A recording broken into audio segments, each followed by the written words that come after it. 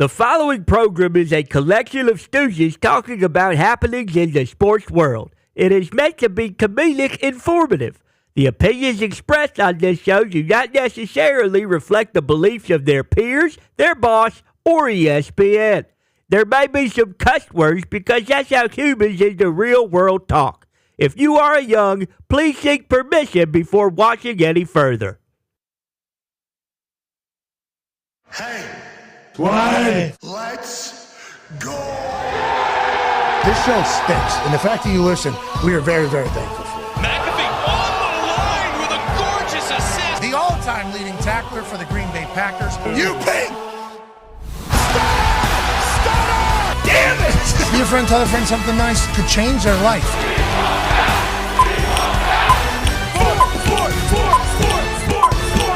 Hello, beautiful people, and welcome to our humble abode, the Thunderdome, on this Super Bowl Tuesday, February 4th, 2025. This program starts now. Football! It is wonderful, and obviously tomorrow we head down to the Bayou, to New Orleans, to join the festivities down at Radio Row for this particular Super Bowl between the Kansas City Chiefs and the Philadelphia Eagles. The guests will be in abundance. The conversation should be ecstatic. And the city, from what I'm hearing, is a buzz. We cannot wait to get down there, but obviously that is tomorrow. Today is today. We will be running the show until Luka Doncic introductory press conference begins with the Los Angeles Lakers. We were told it will start at noon. These press conferences normally run late because you got a lot of people that you got to get aligned. Got to have ownership, got to have general manager, got to have coach, got to have star. Now, all those people have people. All those people run into each other before they even get out to where the press conference is. So there's a lot of dapping, a lot of pleasantries, a lot of those things. Over under 12-11 in my head. Could be before, could be way after. As soon as that thing begins, we will send you right over to it because obviously this is the product of the biggest trade in the history of sports potentially. And Shams Charania, our guy, newest member of the ESPN NBA crew, broke this news in a record-breaking tweet. That says 91 million. It's now way over 100 million views as the hours continue to roll on. This man's 25 years old, and because he likes to eat some food. Sure. Okay? Even though he balls out, led them to an NBA Finals, plays at half speed so he can operate a little bit overweight because that's how he's played his entire life. Just because a GM doesn't like the way he operates, and I guess they got rid of his training staff, brought in some new crew in there, and they have new ownership in there now, if you do recall, and somehow they have all gotten online that they matter more than this guy. Okay, interesting. That is awesome. I hope the Mavs suck forever. Now, granted, I like Anthony Davis as well. We cannot kind of leave him out of this. 32 years old. We were told that the Los Angeles Lakers are going to build around Anthony Davis. Anthony Davis was so comfortable in his locker just a few days ago, saying, we get our point guard in here, get our center here. I think we go on a good run. And there was reason for him to be incredibly comfortable because everybody talking about the Lakers was talking about how he was future of this entire organization. One of the most storied franchises in the history of sport, the Los Angeles Lakers, are going to be led by Anthony Davis after the LeBron James era. They need to start building this team around the unibrow. They need to start building this city around this guy. Well, he's going to Dallas. And he's going to be a Maverick. He said he can't wait for the next chapter down there to play for them. And I'm going to let you know, AD, I hope they suck. I hope you suck down there. I hope they suck down there. Sure. I don't like what they did to Luka at all. I'm not even that big of a Luka fan. Sure. I just went to a Pacers-Mavericks game here in Indiana, and Pacers have a lot of fans. Pacers have a lot of basketball fans. Their tickets got bought by people wearing 77 jerseys for the Mavericks. He sold out our arena. I assume he sold out every other arena. He led their team to the freaking finals last year. He didn't do great in the finals. They got swept by the Celtics. Celtics swept everybody. Yeah. That's what the Celtics did last year. They were a phenomenal team. Well, he needs to get... Somehow they convince themselves that they're more important than this guy. And I'll tell you what, there ain't nothing I hate more than a bunch of suits that think they matter. And that is seemingly what's taking place down there in Dallas. Once again, Anthony Davis, not your fault. We love Anthony Davis. But I hope Luka goes to L.A. and just goes bananas. Yeah. I hope it is the Luka Doncic revenge tour. I hope he gets an 8-pack. Sure. Actually, He might. What if he doesn't? He sucks. Then he's going to say, I told you. This is what I need a little slob around me. I need a little blubber. I need to be able to bounce. It actually helps me stay in slow motion, which is what I dribble in anyways, since he's got to the league. None of us I guess basketball people probably understand it more with the way his body positioning is. But as a kind of a spectator from a distance, grew up in Pittsburgh, didn't have a basketball team, would watch the Lake Show late at night because it was spectacular during my era of growing up. And I'm also kind of an insomniac, so I couldn't sleep. So if their games are on, I'm going to watch it. But it's like, that guy's moving at the pace of molasses. That's never going to work. And then it just did. Then he just averages like 30 points a game. Yeah. And somehow he just is continuing to do it. And people know that he's going to move slow. People know exactly what he's going to do, and he continues winning. He's like a 55-year-old man out there as a 25-year-old, and they're like, yeah, that's what we're betting on. He's not going to be able to play for long. It's like, I don't know. I still see those 55-year-olds at the YMCA doing the same old shit. Yeah. Now, granted, it's the NBA. I get it. It's a different animal. And maybe he will eat himself out of the NBA. But what I think is probably going to happen whenever he gets with LeBron James, I think they're probably going to go. And this dude has led a team to the NBA Finals to win the Western Conference. And now he's got LeBron on team and a couple other exciting whites. I mean, and J.J. Redick, who played with. I mean, there is. Congrats to the Lakers. So I'm excited for this press conference. One half of the Hammer Dahn Cowboys AP Tone is here. Are the sports books always correct? No, but we always say they don't pay for those chandeliers on their own. The sports books made the Mavs go from, after this trade, pre-trade they were 16-1 to win the championship, okay? After the trade, the Mavs went 40-1 to win the NBA championship. The Lakers, pre-trade, were 40-1 to win the NBA championship. After the trade, they are 16-1 to win the NBA championship. The odds literally What do we know? flipped. We're just a bunch of football people, okay? We're just a bunch of football people who gamble, okay? Sure. But what do we know in this entire thing? Let's go to 9. Oh, D-Butch is here. Talks the Table is here. Bill Belichick will be joining us in the second hour. But now, ladies and gentlemen, we send you to Los Angeles with the introductory press conference of the new superstar of the Lakers, 25-year-old Slovenian man, formerly of the Dallas Mavericks, Luka Doncic. Max Christie and Anthony Davis for their incredible service here. There's no player that played as big a role to our 17th championship than Anthony Davis, who's also a person of incredibly high character. So those three guys are Lakers for life, and just want to thank them before we start. Nope. So in thinking about today and what it means, I think Luka Doncic joining forces with the Los Angeles Lakers is a seismic event in NBA history. And the reason I say that is because we have a 25-year-old global superstar that's going to get on the stage of the most popular and influential basketball brand on the globe. And I think when those two powerful forces come together, it brings basketball joy to the world, because that's how Luka plays. He plays with joy. And if you think about kids in Barcelona or kids in Buenos Aires or children in Shanghai or Sydney, they're going to be wearing a number 77 Luka Doncic Lakers jersey and bringing joy to basketball just like he does. And that's why it's powerful. I think the leadership of Adam Silver and the way he's bringing the game to the world, you see it in Europe, you see it in Africa, what the NBA is doing. And now we have one of the game's biggest superstars, an international player coming to join the Los Angeles Lakers. It's a convergence of all those forces, and I think it's going to be something incredibly special that the NBA and basketball has never seen before. So to get to this place, there's a couple people I want to thank. First and foremost is Jeannie Buss. She's so supportive.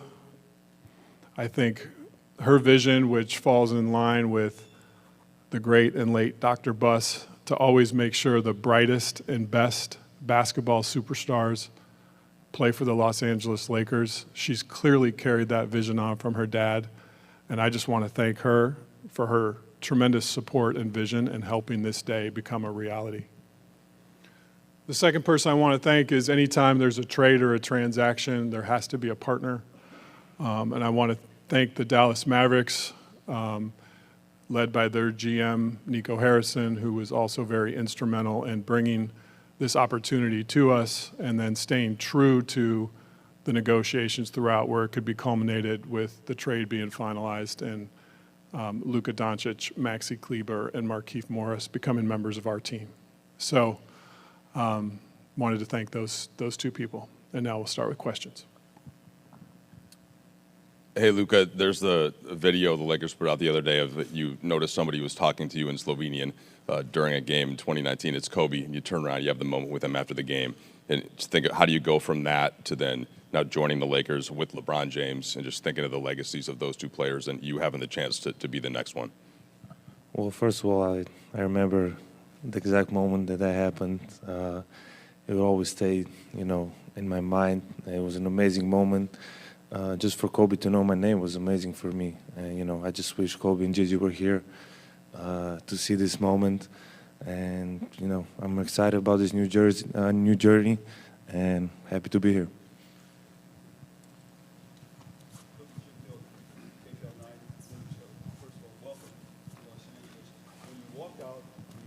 All of us here standing here waiting for you to come. What's your reaction to seeing all of us here to welcome you to Los Angeles? Well, first of all, it's very nice. There's a lot of people here. I don't think there's ever been so many people in my press conference. So I really appreciate all the support. Luka, welcome to Los Angeles. I'm curious, what's your reaction been the last 48 hours to some of the comments coming from Dallas on your way out the door to join the Lakers? I'm just excited, to be here to start this new journey. And obviously, at some point I knew this was going to happen. But I would say I always take the high road. I had my amazing moments in Dallas with all my teammates, coaches, and most importantly, the fans. They always supported me, and it was an amazing journey. Hey, Luka, Dahn with the LA Times. Welcome to LA. You, in a podcast with JJ years ago, said that the one NBA player that you watched was LeBron James. What is your kind of reaction to being able to now play with him, and how do you think that's going to work for the two of you guys on the court? It's just like a dream come true, I always look up to him. There's so many things I can learn from him, and I'm just excited, just to learn everything, and now I get to play with him. So it's an amazing feeling.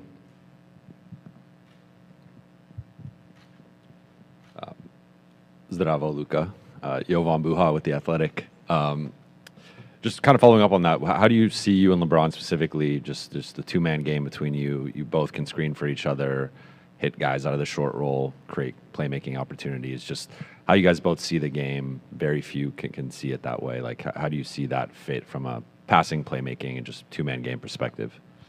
Yeah, I think we both make our teammates better. I think our IQ is very high, so I think that's going to help everybody. But obviously, I really haven't think about basketball much these days. But I'm just excited to work with him. I work every day here, so every day that goes by is going to be better.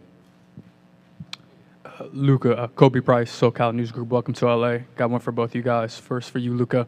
I think you even wrote in a social media post that you thought that Dallas is going to be a place that you're looking forward to win championships, staying for your career. Emotionally, what have the past 48 to 60 hours been for you in coming to LA? Well, it was hard first. That first day was really hard. I felt like this last 48 hours was 1 month. Like 2 days ago was 1 month ago. So emotionally it was really hard. But every day that like today was much better. I'm just very happy to be here for this opportunity. It's the Lakers. It's one of the best clubs in history. So I'm excited to be here. And for Rob, Nico was speaking with reporters, I believe on Sunday after the trade. He praised you specifically for, keeping the negotiations between you two up until, I imagine, the final moments. At what point did you, introduce this trade idea to Jeannie, and what was her initial reaction when you told her about it? Yeah, so this all started with the coffee in Dallas where Nico approached us with the concept. And because there was a partnership and a history of travel in the world between Nico and myself working around Kobe Bryant, there was a fabric of trust in the discussions. And these type of deals are incredibly intricate and complicated. And along the way, we knew there would be 248 insurmountable snags to get to the end, and there were. And so over the course of 3 weeks, call it, an issue would come up, and we'd think there was no way to climb the mountain, and we'd figure out a way. Then the next issue would come up, and you just keep going, and you stay committed to the work. You stay committed to trying to get the deal done in a partnership sense. I think a lot of people talk about negotiations in terms of who won and who lost. I try to approach a negotiation in the sense of how do we build a partnership where we can get to the end? And I think that was the lens that we worked and the premise we worked under. And when the concept was initially introduced to us, it was, hey, the only way we can even have these discussions was if it's between owner and GMs. And there was a commitment to that. And if we broke that commitment by talking to anyone else, this day would never happen. So I think trust was at the center of all those discussions. And I called Jeannie after the coffee in Dallas and brought her in immediately, as I do with everything. Her and I have a really strong working relationship, and the fabric of that is that we share things in real time. And she was extraordinarily excited and hopeful that we could get to the end, which we were able to do. Hey, Luka and Rob, Melissa Rowland, Fox Sports. Over here. I have a question for both of you guys. Obviously, from the league's biggest superstars to fans, people were shocked that the Mavericks were willing to deal a 25-year-old superstar in his prime who has another 10 years at least ahead of him. What was both of your guys', Rob, what was your level of shock that this was even on the table? And Luka, what was your level of shock that the Mavs were willing to deal you? I try to take everything in stride. I think, it's interesting if all of us watch Luka play. He has a combination of basketball joy and killer instinct, which is really rare. That was number 8, number 24. And I think learning lessons from that mentality are to stay in the moment. And so I don't think of it in terms of shock, surprise. I think of it in, okay, this is coming at me. It's like a game. Maybe a blitz is coming at Luka. He's not going to be shocked. He's going to stay in the moment, figure out the read, and make the play. And so when the opportunity came to me, that was sort of my mindset, is to, okay, this is coming. This is a concept that came to me. Now, how do I process this mentally to get the deal completed? And right away, when it was brought up at the coffee, my mind started churning. There were so many complicated things. The Mavericks are hard capped at the first apron. The Lakers are up against the second apron. There's trade kickers. There's going to be a third team that's going to have. So my gears were turning about the deal the same way his basketball mind is processing a play. And so I just tried to live in the moment. And I tried to carry that with me for 3 or 4 weeks as this was unfolding. And by staying in the moment, I think it helped us get to the end. Everybody was surprised, so you can imagine how surprised I was. I was almost asleep, so when I got a call, I had to check it was April 1st. I didn't really believe it at first. And it was a bit shock. It was hard moments for me. It was home. So it was really hard moments for me, especially the first day. But as I said, I get to play in the greatest club in the world, and I'm excited for this new journey. Luka, over here on your left, Malika Andrews with ESPN. It's good to see you. Welcome to LA. You've been a fan of LeBron. You've talked about it for a long time, but he's also been a fan of you. He's tried to work with you at various different times in the past, whether it be shoe deals or other things. I'm curious, what message did he reach out to you with? Was it a text? Was it a call? What was that? And how did that fuel the way that you think about coming to LA as well? Yeah, he called me right away. He was in New York, so he called me right away. And we didn't talk much because, he said, I understand what you're feeling. But that was really nice of him just to call me right away and welcome me to LA. Hey, Luka.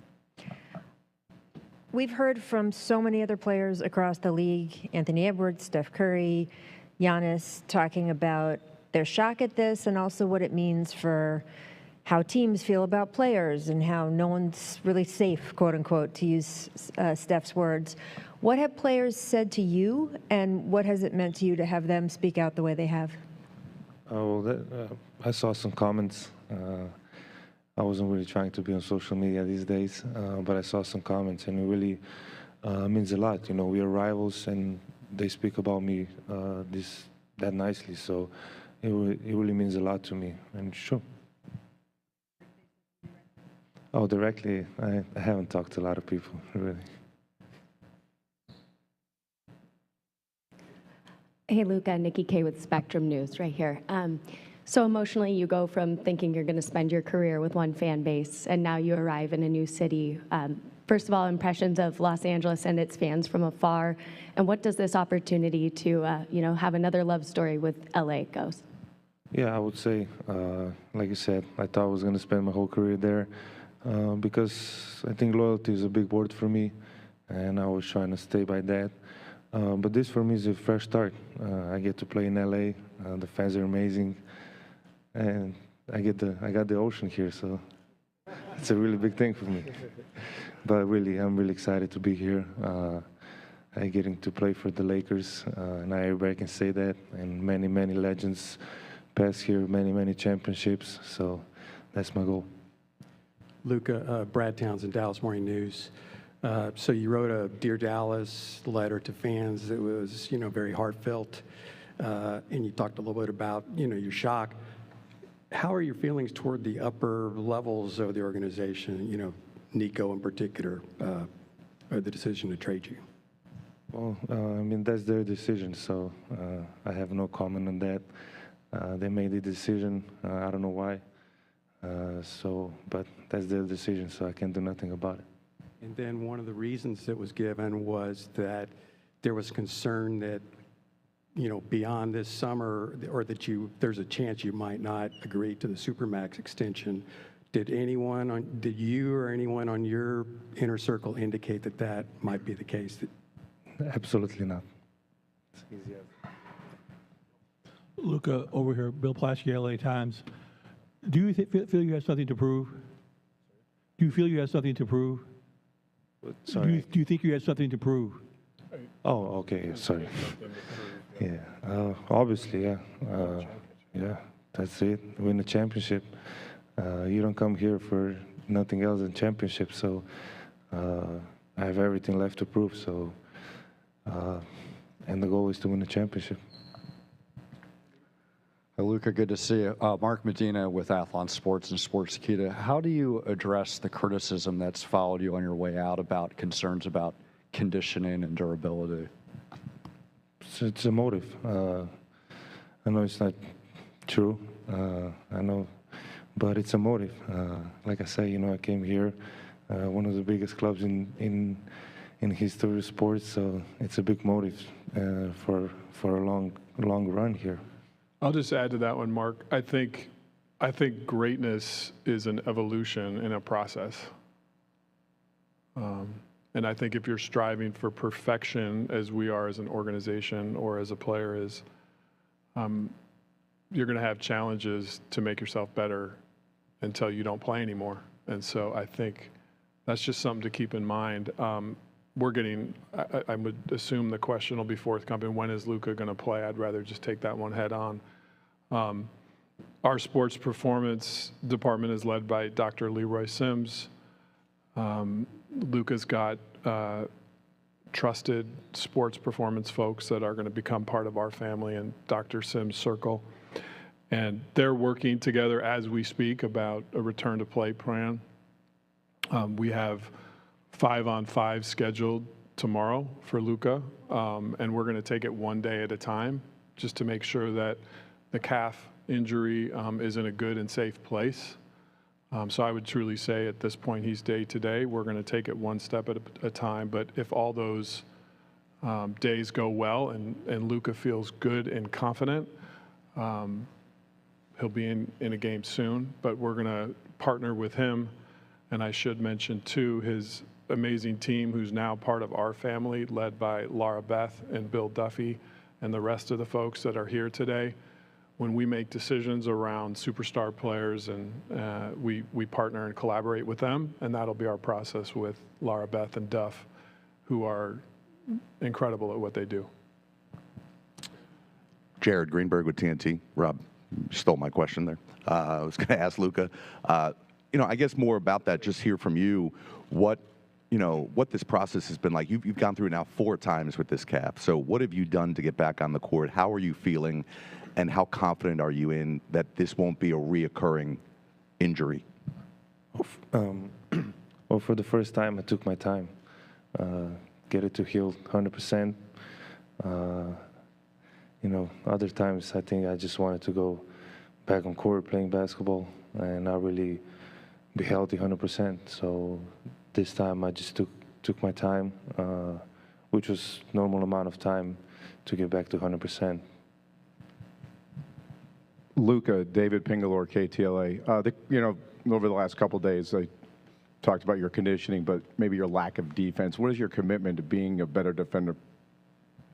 Yeah, I think this year I really stepped it up honestly, and it's just being more active, more vocal, and I think I did a step ahead this year, but I need to do more steps ahead. So that's what I'm planning on.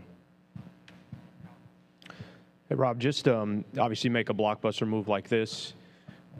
What is your balance of thinking long-term with 25-year-old and then also just the short-term, knowing that the deadline's coming up on Thursday, just balancing the long-term vision with the short-term? We know that our roster has continued work to do to become complete. And just to be clear around the vision for our roster, we're going to build a roster that fits J.J. Redick's philosophy, his basketball philosophy. That's something that we believe in, that we support, that we want to lean into. So in terms of roster decisions, J.J. and I collaborate extensively around that and fitting how he wants to play. We know we have a need for a big. The market for bigs right now, leading into the last 2 or 3 days of the trade deadline, is very dry. There's just not a lot available. So maybe we'll be able to do some stuff around the margins. I would say in terms of a big move for that position, it's probably more realistic that would be something that comes in the offseason. But Luka will be at the center of that as we build for the long term. We want to format a team that fits JJ's coaching style and his strengths and his needs to help us win a championship with the other people that are also on our team right now who are going to be a big part of that winning as well. But your question was about long term, so I'm speaking more to long term. Luka, I know you had about 13 games as a teammate with JJ in Dallas, and it just wondered what that was like for you, the relationship that you formed, and then your thoughts about playing for him as a coach. Yeah, first of all, he couldn't move at all, so it wasn't good. No, but it was a great relationship. I really respect him. You don't see me go on podcast. I went on his podcast twice, so you know how much respect I have for him. So I'm really excited that I can play for him. Rob, good to see you. Along the same lines with the trade deadline and all of that, the window for Luka, 25 years old, coming off a finals appearance last year. LeBron, 22nd season, 40 years old. Like, what's the urgency level to have this team in the immediate future reach championship contender status, and whether that immediate future is between now and Thursday or the offseason going into next year, just kind of what is the view in terms of the timeline to get this team to be able to contend? The urgency is ever present. From the first day I started taking this job till I sit in the chair right now, there's always an urgency to win championships. That's what the Lakers set out to do. That's the expectations of our fans, and we're going to put in the work to constantly try to do it. At the same time, you have to be realistic, and if there's not a championship big on the market right now, I can't wave a wand and create that opportunity. We'll continue to work and look for areas that we can complete and fill out the roster. But as we saw with this trade, it takes two teams. But we'll continue to build. Luka and I spent some time yesterday up in my office just talking about the players on our roster he's played with and kind of what he sees as sort of short-term and long-term needs. And I think we'll continue to have those basketball discussions and get this roster to a championship level. Luka, Mike mentioned J.J. Redick, your former teammate. You've got Maxey and Markieff over there. Dorian Finney-Smith is a player you've spoken very highly about in the past. Greg St. Jean was a coach you've worked with. How is that going to help as you take on this crazy life change, having all these familiar faces be here for that transition? I think that's a really good thing, to come to a new place, but still know some people. And I think that's mentally, I think that's a really good thing. And they're gonna just help me, the guys that were here, it'll help me learn new stuff about LA, about the team, and it's just helpful to see friendly faces. Edwin Garcia, Silver Screen and Roll. My question's for Pelinka. Rob, when you're talking about a championship caliber big and aligning with J.J. Redick, what do you think the values in that position are required in the modern NBA? Versatility, mobility, a vertical lob threat. I think that's a key to the spacing that Luka likes to play with. Competitive. I think, those are some of the core things there. Those players are hard to find, but we'll accomplish the task that's before us. We'll find a way. Rob, over here. As far as just the future and the moves that you're going to be making, designing the roster, planning, how beneficial and important is it for you just to know you have Luka, you have maybe a decade that you can use as a roadmap in terms of just every decision you're looking to make? It's a gift. We're talking about a 25-year-old that is top 3 player in the universe. I can't think of a more amazing starting point to build a roster for the next decade. And I know he has the drive to win that we have here. Our fans are going to see that every night on the court.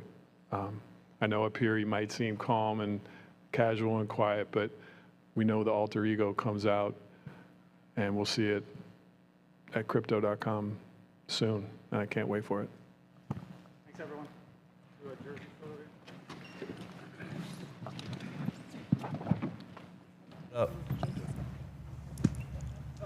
As they get an official photo, J.J. Redick comes in to dap up his newest player for his team. Luka Doncic officially announced as Los Angeles Laker. That's 77 jersey. Kyle Hamilton of the Baltimore Ravens put out a great tweet about it. He said, you're about to see that in every single frat house across the entire country. And that is that's a statement of fact right there. Lakers 77 with Doncic across the back. That's going to move. And, it's hard as you listen to that to think it all started with a cup of coffee down there in Dallas. And every answer that he gets, first of all, he looks pretty thin, looks pretty fit. He does. He looks pretty fit. Every time J.J. Redick was mentioned, Luka would smile. Really, the only time that he was smiling, I don't do podcasts, I do this twice. So You tell me I like that. And he talked shit to him, too. He said, go move. So, I mean, he's saying a real thing. It's almost like a perfect situation here for the Los Angeles Lakers. I appreciate the fact that Pelinka had 2 zippers on his jacket. Yeah, awesome. One in the attic, one in the basement. Yeah, a little too much. Yeah, just kind of give a little sauce. It's a big moment, biggest trade in the history of the NBA. He should be incredibly proud of himself. I don't look at it as who won, who lost the trade. I look at it as a partnership to get the deal done. Okay. I'd be looking at it that way, too, if I was Rob Pelinka. Once again, Anthony Davis is a dog.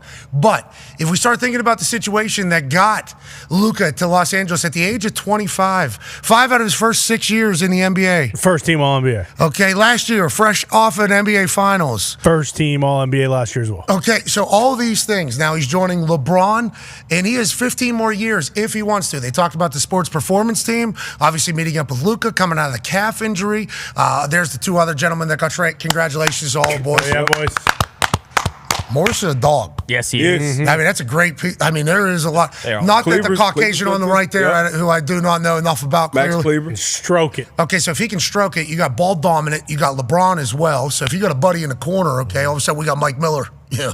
All of a sudden we're doing what we got to do over there in the corner. And maybe JJ even starts putting it up there and just sits on the side and starts draining shots. Congrats to the Lakers and congrats to us having a chance just to air a press conference for 30 minutes. Yeah. That was fantastic. I feel like I learned a lot. You know, Luka, not a man of many words. Doesn't do many podcasts. No. You know, he doesn't like those podcasts. I don't think I knew he had that strong of an accent. Don't think I had heard him talk much. But then whenever he talked about this is the most amount of media he's ever been in front of for a press conference, you immediately said it, D. But what a market for Luka to go into, especially at the age of 25. Yeah, I think that's the biggest part of this, and I think his jersey's probably in the top 10 in sales. I would assume it'll be number 1 for the next probably decade or so, because you're going out to that huge market. Like, I mean, we were in the middle of watching it still. Like, I can't believe this is real. Like a 25-year-old, we would assume still at the peak of his career, fresh off of finals appearances, first team All-NBA pretty much every year. Like, to be paired up LeBron out in LA, I mean, we were talking about the NBA not being as popular as and it's. It does feel like it's a been little work. declining It now. is. We got the biggest trade in probably sports history. But man, this is incredible, man. Luka in LA, wow. And the trade happening, just a few days before the Super Bowl. Smart. Just the NBA saying, not that they did this. This wasn't a planned thing. This wasn't a work. No. Obviously, this was not a work for the NBA, for the good of the association as a whole. But it is nice to be like, hey, you guys, the league ending in how many days? Just remember, we got Luka and LeBron now. Luka and LeBron. We got dumbasses running teams, down here. I still cannot believe that maybe I have it wrong. Can you FaceTime Shams, please? We need to cold call Shams. So it started with a coffee in Dallas, he said. And I don't know if I knew that. I guess we probably should have. Maybe we did. Where they approached us with this thing. The people at the Dallas Mavericks, once again, new ownership. Remember, Mark Cuban sold a majority away, and there's a casino, and there's a bunch of conversation and everything. New ownership, I guess new AD, new performance staff down there, new everything. Somehow, they convinced themselves that they are more important to the Dallas Mavericks than Luka. Somehow, they convinced themselves that Luka needs to be like them. They don't need to be around Luka.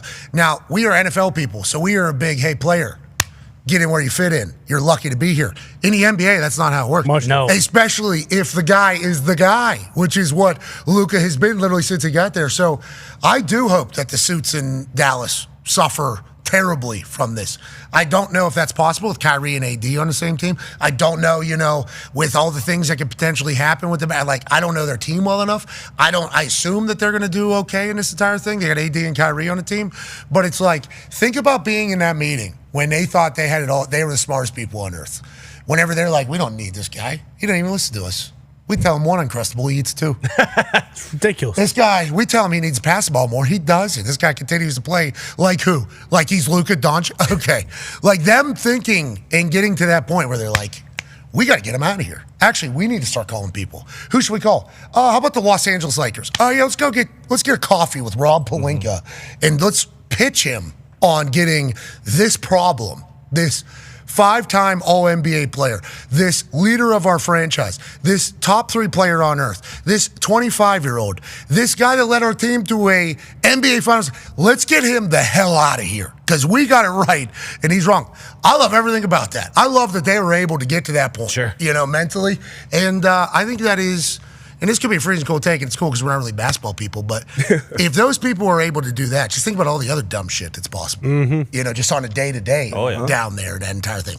Now, they might have a vision that's much better than us. Once again, we don't know basketball as well, but we do know that when superstars come around, every once in a while you got to, hey, let's just get him to the game. Pretty important. Let's go ahead and try it. And he talked about Rob Pelinka said, we got to build a team in J.J. Redick's vision. You know, what do we need? We need some vertical, we need some physical, we need some mobility, we need some this, lob threat. Yeah, so lob threat down court. He started talking about all these things, and it's like, I think they understand what they have, but they were going to build around Anthony Davis.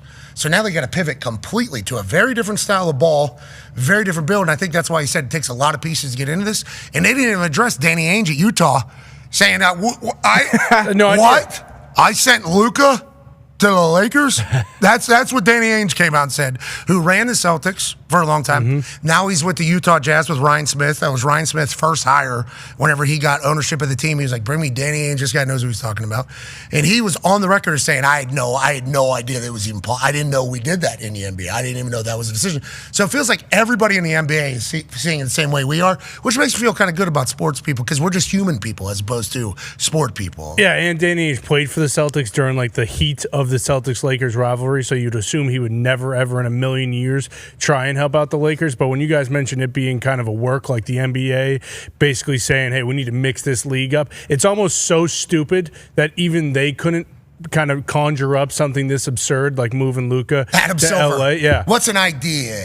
What's an idea? The Mavericks don't want Luka anymore, right? Yeah, he's fat. Yeah. That's dumb. Nah, that won't work. No, it's too absurd. Because he just made it to the finals last year, right? So that would be a tough one. Yeah, he's one of the greatest starts to the history of a career. Let's go to New Orleans. Hold on. Let's go to New Orleans. But like, it is that crazy, and I think Giannis, to what you guys were saying, kind of just about the expansion and kind of the exposure Luka gets now. Giannis mentioned like this is the greatest thing of all time for kind of like European basketball players for the entire global game. He actually said like I hope Nikola Jokic gets traded to the Knicks because then like another prime time player in the biggest market in the entire country, and that's what Luka with the Lakers is now. Joining us now, ladies and gentlemen, senior NBA insider for ESPN, the man who broke this trade that we are still talking about it days later and probably will for decades. Ladies and gentlemen, Shams Charania. Shams, we just watched the press conference. We just aired the press conference. Rob Pelinka always wear double zips. Shout out to Rob Pelinka with the jackets. He's got some swag with those jackets, I gotta say. We did a little research on him. Obviously, he's a Rob Lowe looking son of a bitch. Okay, very handsome, this guy. And then he played basketball at Michigan. Was Kobe's business partner? He was Kobe's agent, partner, business partner. Okay, so as he's talking, we're learning more, and then he's talking about the deal, and it's not about who wins; it's about a partnership to get to the finish line. It all started with a coffee in Dallas where they presented it to him. Here we are a few days later. We don't know basketball as well as you, obviously. Nobody does. Nobody knows the inside of basketball as good as Shams. No way. But everybody thinks this was dumb. I've heard what you guys have been saying. I've heard. I have some thoughts. Yeah, so please explain how I'm wrong. Because I am looking at this as like these suits think they're more important than Luka Doncic to the Dallas Mavericks' success. So when I first got wind, and it was probably 3, 4, 5. I mean, by the end of it, 5 sources before I put out the trade in about a 5 to 6 minute time span. I was as shocked as anyone. I mean, everyone in the NBA, players, coaches, other professionals. I saw Patrick Mahomes was talking about it. He was shocked. Like everyone was shocked at the magnitude of this trade. But then in the moment after that, you peel back the curtains and when I've done some research around Dallas over the last few years, and some of it has been reported on, is just this concern about conditioning, this concern about the buy-in of Luka Doncic, and right or wrong, over the last 5 years, the same gripes or whatever have been there. Luka Doncic has still led you to a finals run. He has been in the top running for MVP. He has been one of the best players in the world. But for whatever reason, this season, the Mavericks felt that they needed to shift their direction of this organization. And in Anthony Davis, like, we're not talking about a player that can't play. And Agreed. when I peel back the curtains, After the trade happened, after the sudden shock, and you peel back the curtains. Nico Harrison, Jason Kidd, Kyrie Irving. There's a lot of relationships with Anthony Davis. Like, they view Anthony Davis very highly. They think Anthony Davis can be a difference maker, a championship difference maker. He did it for the Lakers. His last game for the Lakers, he had 40 and 20. Like, this guy, this is not some slouch we're talking about. Of course, Luka Doncic is Luka Doncic, but Anthony Davis is a piece that they feel is better for them to win a championship. Got it. Okay, so AD's 32, right? AD's 32, Luka's 25. That was talked about a couple times there by Rob Pelinka. We're talking about a 25-year-old here. 31 going on 32 for AD, 25 going on 26 for Luka. Okay, sweet. I'm 37 going on 38. What are you? I'm 34 going on 35. What about you? I'm 29 going on 30. Okay, that's interesting because I was thinking 29 going on 24 because look at you, buddy. You look younger. Maybe I am 24. You look younger than ever. Anthony Davis, stud. We agree completely. The Lakers were going to build around him. Do you think what the part that Rob Pelinka was bringing up about it took a lot of things to get here is because he had to wrap his mind on now having to rebuild a team around Luka as opposed to the original plan, which is what? Anthony Davis, they were going to build around him, right? Both sides, they had to wrap their brains around it because it's a trade of such magnitude. The Lakers weren't trading Anthony Davis. They've never had a conversation to move him, to shop him. And the fact that they got offered Luka Doncic, they had to think about it. And when you get offered that, you do it. They formally got that offer last week. You can discuss concepts all you want, but the formal offer is a totally different beast. And once they got that formal offer, I think it was only days. It was only days before this deal got complete. So, yeah, I mean, they were never thinking about moving Anthony Davis until you get presented this decade-long franchise player for you. And yes, it does mean that the Lakers are going to move into a younger period of time. And this is Luka Doncic's team. Okay. So LeBron is he's going to be, because we've talked about this for a while, right? Like Anthony Davis, this is supposed to be his team. Like when he was with Kyrie was going to be the point guard. He's going to be the one in control. But then inevitably it always ends up with LeBron bringing it down the court and the whole thing happening. Now the goal is change the background there. You look really cool in this entire thing. Now the goal is just for it to be Luka's team and LeBron's on Luka's court basically, right?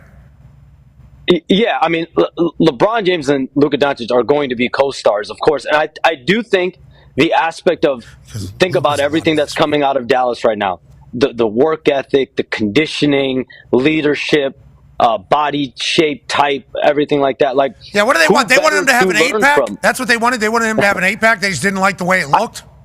I think I said this yesterday. There was some friction between Luka Doncic and that team's medical performance staff over the last year or so. Can't get a new medical performance staff. You can get a new Luka. Can't get a new medical performance staff. Yeah. Never. Can't do that. Can't do that. Because they have a vision of what it looks like. Sports science. Yeah, this is what it's supposed to look like. I mean, Joker's absolutely shredded. How many MVPs? He won a championship. Could you imagine with the medical sports science company down there with the Dallas Mavericks if they saw Joker in there? I need a little more pizzazz out of my guy too. We need a little bit more moxie, a little bit there. Okay, sports science, sweet, excited. Good luck to them. The defense always gets brought up for Luka, and I think Wendy actually, after Game 3, I believe, of the finals last year, went on Scott Van Pelt and said, this is the Mavericks tunnel here, and that's the Celtics tunnel down there. The winners are walking through that tunnel over there. The losers are walking through this tunnel, and Luka will walk through this one every single time if he doesn't become a better defender. Basically, what he said. Yes. Hembo sent these stats over here about his defense, okay? This is a big knock on him, right? He's out of shape. And he can't play D or doesn't choose to play defense. That's kind of one of the talking points, Shams. There are many players in the NBA that are very lax when it comes to the defense, especially in the regular season. Okay, so here's a Hembo stat, and I don't know how the stats work in the NBA. In the NFL, there's some stats that get sent over to us, and we go, that's not a real stat, because they start putting like precursors in it. It's like, that's not expected, blah, blah, blah, above, blah, blah, blah, blah, blah, blah, whatever. Here's this. Here's from Hembo, who we respect. Luka's opponents shot 39.9% with him as primary defender in the playoffs last year, 118 of 296. The Celtics shot 23 of 66, 34.8% with Luka as the primary defender in the NBA Finals. The league shot 46.2% in the playoffs. Luka allowed the lowest percentage among 9 players in the finals to defend 40-plus field goals. Now, I assume there is some context that's added to that. If you just get blown by and that's your guy that scores, maybe they're not able to do that. But it's like, I think Hembo was able to find a stat, I don't know where the hell it was, that says he's not a terrible defender. So is this all bullshit, Shams? Why do they hate this guy? Why do we hate this guy? Because he has an accent?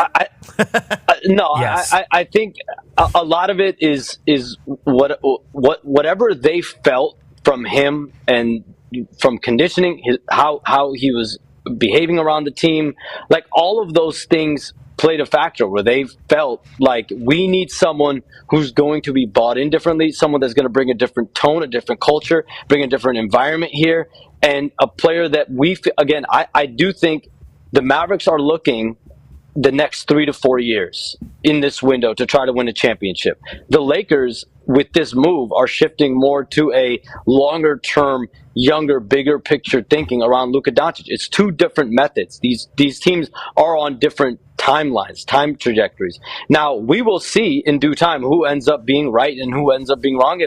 If Nico Harrison and the Dallas Mavericks win a championship or 2 championships over the next 3-4 years, did they make the right decision? Yeah. Time will tell. Understandable.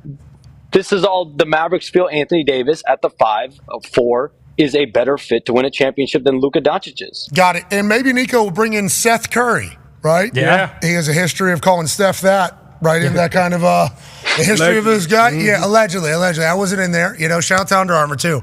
Those grass cutters 1s. Oh, yeah. And those Nurse Curry 2s. That's right. I mean, those things used to be I will say it takes a lot of it takes a lot of balls. It takes a lot of moxie to make a move like this. Because I think Nico Harrison even said in his press conference, if this doesn't work out, I'll be judged. If it does work out, we're looking at this in a different lens. I'm just saying. Agreed. Agreed. I understand completely. And the Atlanta Falcons, they paid $150 million to Kirk Cousins, and he drafted Penix at number 8 overall. A lot of people said, why'd you do that if you're going to do that? Then Penix ends up playing, and they're still trying to make it to playoffs. So I assume they sleep soundly at night for the decision they make. You have to make tough decisions in these roles. I just don't like that it feels like these people think they're more important to the team one thing than to make Luka a tough Doncic decision. is. There's one thing to make a tough decision. This is an unprecedented. This is the craziest decision I think anyone has ever seen.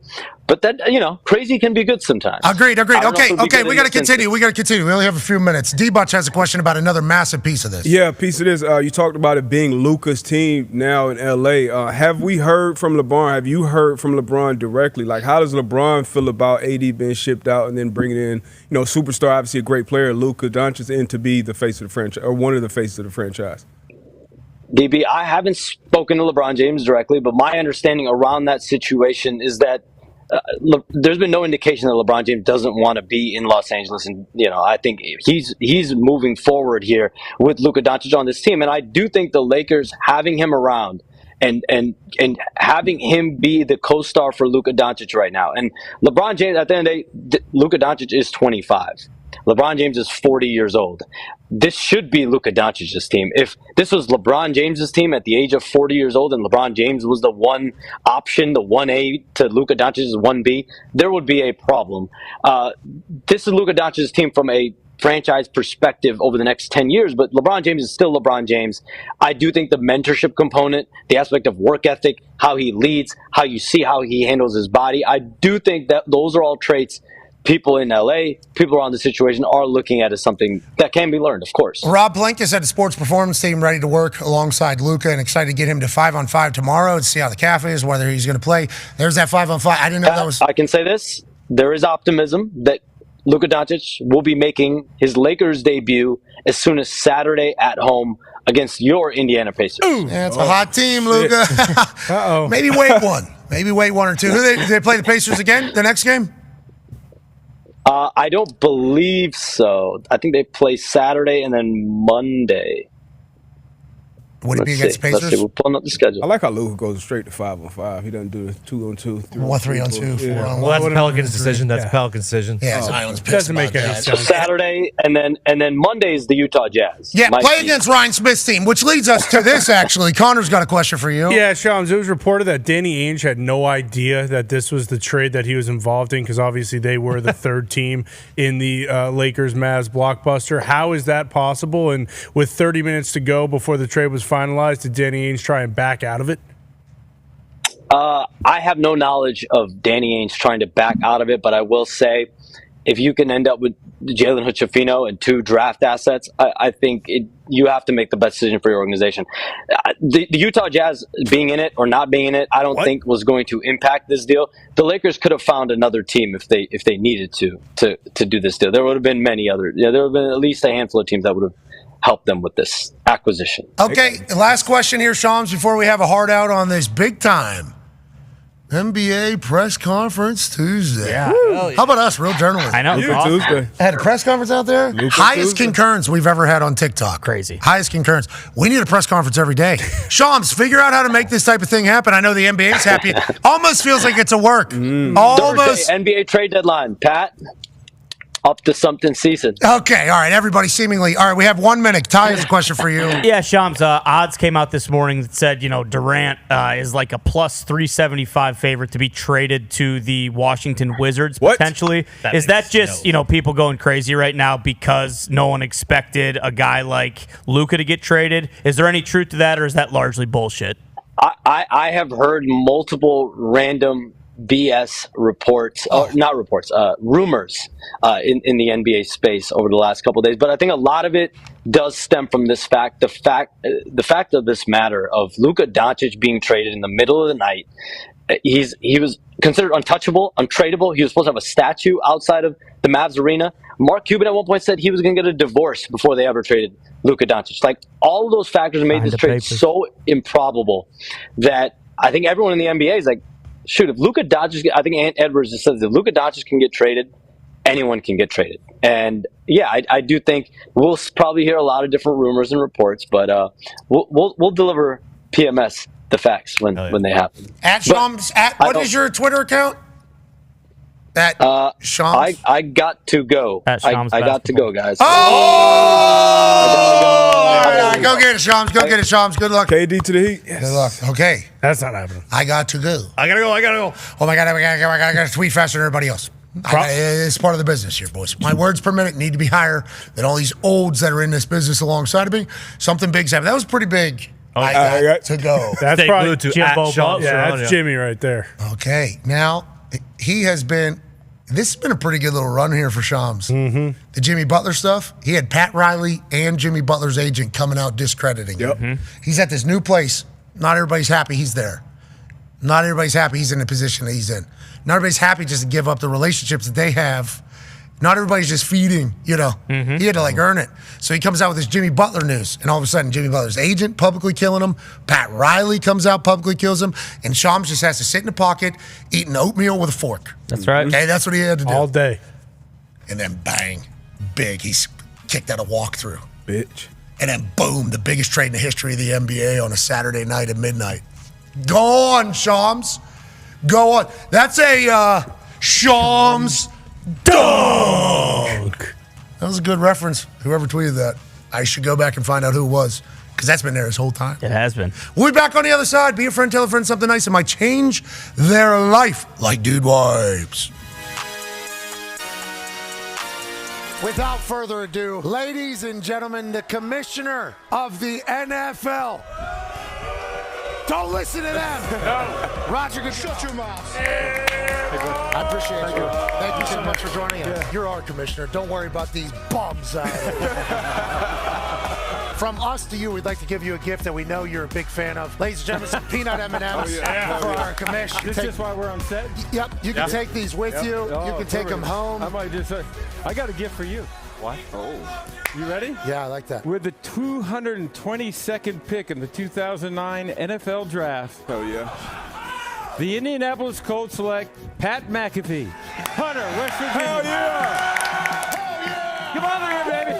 Good pick. Thank you, Raj. I'll pick him up. Thank you, Raj. I'm not going to pick you up because you got that That's back. all right. Yeah, I got it. There's your card, baby. That's real. That's awesome. I've been keeping that for, 15 years? You had it in your back pocket this whole time. This is cool. Thank you for this. So whenever we say that you have to answer to 31 billionaires, how accurate is that? 32. Well, you're not counting Green Bay? Yeah. Okay. Because doesn't count. Big Pop. There's a Green Bay Packers. I didn't know he did. Yeah, no, that was. I don't actually think that way. I actually think I answer to them. I think I answer to the media partners. I think I answer to the players. I think I answer to the owners too. The idea for me is to try to keep everyone happy. I always say that my biggest job is not to piss off more than 24 owners in a given day. How did you know the draft would be awesome if you traveled it, and did you see this happening? I'd be kidding you if I thought it was going to be as big as it is. We felt like we could be bigger than we were in Radio City. But what happened is Radio City actually put a holiday show in and said, you can't have the draft until June. And that's when we said, we're out of here. So they And kicked that's you when out? That's when we went on the road. Well, Taylor Swift, we know. Well, that's a different kind of influence. How about, hey, listen, a lot of jokes are They're made on booing Taylor Yeah, Swift. you can't boo. They're idiots. Yeah, you're going to be a part of an album. Wow. Do it. Get a little louder. She is going to cook you. A lot of the internet was saying Roger Goodell is sitting at home through the moon about this. Well, they thought it was part of the script. Yes, then you went talk to her. There it is. no, There it is. Is there a thought of adding another one, maybe adding another bye week, or are we good at 17 right now? Well, I think we're good at 17 now, but listen, we're looking at how we continue. I'm not a fan of the preseason. I don't think we need preseason. Waste of time, right, and energy. I don't buy it, and I don't think these guys like it either. Well, that's spend full price for the tickets for those games. No, they're actually discounted now. So Thank you for doing that. I'd rather replace a preseason game with a regular season any day. That's just picking quality, right? If we got to 18-2, that's not an unreasonable thing. The other thing it does, which I thought you were going to, is that ends up on President's Day weekend, which is a 3-day weekend, which makes a Sunday night, and then you have Monday off. So that's wow. Now we're cooking. See, now we're cooking. The following program is a collection of stooges talking about happenings in the sports world. It is meant to be comedic informative.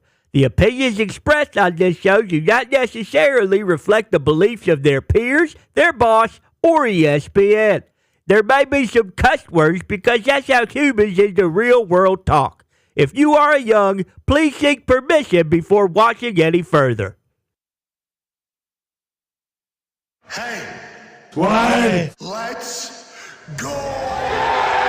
This show stinks, and the fact that you listen, we are very, very thankful for. McAfee on the line with a gorgeous assist. The all-time leading tackler for the Green Bay Packers, UP. Damn it! Be a friend, tell a friend something nice could change their life.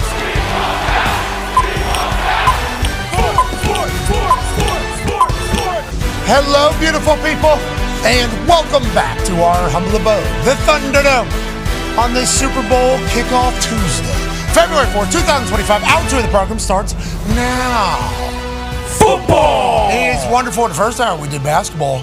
Don't look now, we got some depth. Don't look now, we do the sports. Don't look now, it's Super Bowl week. Okay, and tomorrow we'll be live from the convention center down there in New Orleans at Radio Row alongside everybody else that's going to be packed in there. Always a fun time. Cannot wait for the guests that show up. We have no idea who a lot of them are going to be. Obviously, this is a time for every single partner of the NFL to get all their shit in, you know? So basically, any commercial you've seen throughout the year, any company that has paid any amount of money to the NFL, they will have a station or a setup at Radio Row. They will also utilize money to pay people to come represent their brands and walk around station to station. It's a big convention. And in there, you'll see stars. Superstars. Yeah. You'll see insufferability. Sure. You will see a madhouse. Yeah. And we will see a bunch of media people that have certainly talked shit about us publicly and privately that we definitely know about. And it's a good time. Just kind of look at them and go, I know. Hey, goofball. I know you. I see you. I heard you. You do a lot of this. And you suck at this. And you know it. And that's all right. Have a good day. And then we just keep it moving. Radio Row is the greatest time we have all year. Great time. It is. I have a camera that I get to control that just kind of go ahead and shoot that thing out to the crowd. Who is that? Holy shit, that's Joe Montana. Yeah. What? That's Joe Montana. Boom, eyes on the other side of the room. I got Joe Montana. Thin legs. Nobody understands how he was able to be that great. How did he grow up in West Pennsylvania with all those hills with those legs? Didn't matter. Joe Montana didn't need legs.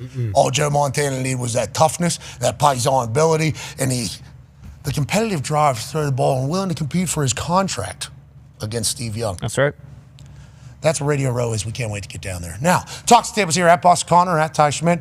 I know you guys are handing out dinners to people down there in New Orleans. It's very nice of the Toxic Table to give back to society, to give back to the world. What are you looking forward to most down there in New Orleans? And is it just the game kicking off so we can finally find out who's the goddamn world champion this year? Yeah, I think that's a big part of it. You know, the more and more we do this, we were actually talking this morning. It's crazy to think this is like the 5th Radio Row that we've done. We've come quite a long way since that first year. We were basically inside a shoebox in Miami. Oh, yeah. I forgot about like that. a tiny Drew ass Brees set. punched you in the face. Well, he did punch me in the face. He elbowed me in the back of the head incredibly hard.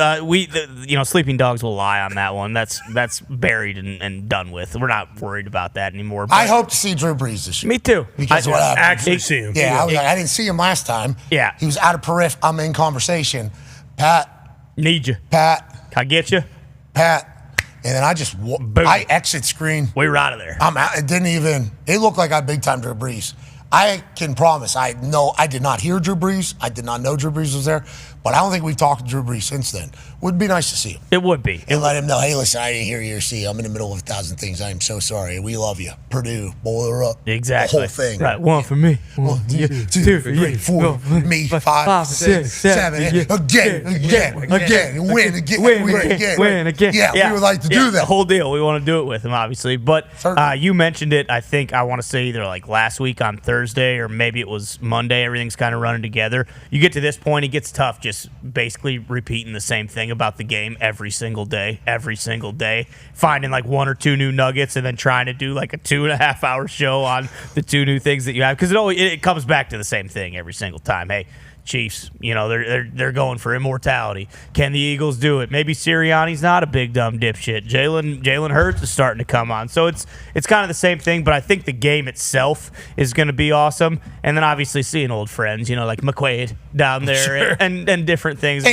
Gabe Morency. Yeah, Morency, exactly. So there's like the couple stalwarts that you don't really see all year that you'll see at Radio Row. I'm very excited for that as well. I'm pumped to get down there. 9-year NFL vet, Darius J. Butler. Yes, sir. Thank you much. Another Radio Row. Gets a little packed, and frantic, I shall say. But it is nice to see old teammates come walking through. Yep. A lot of business is done in there. Mm-hmm.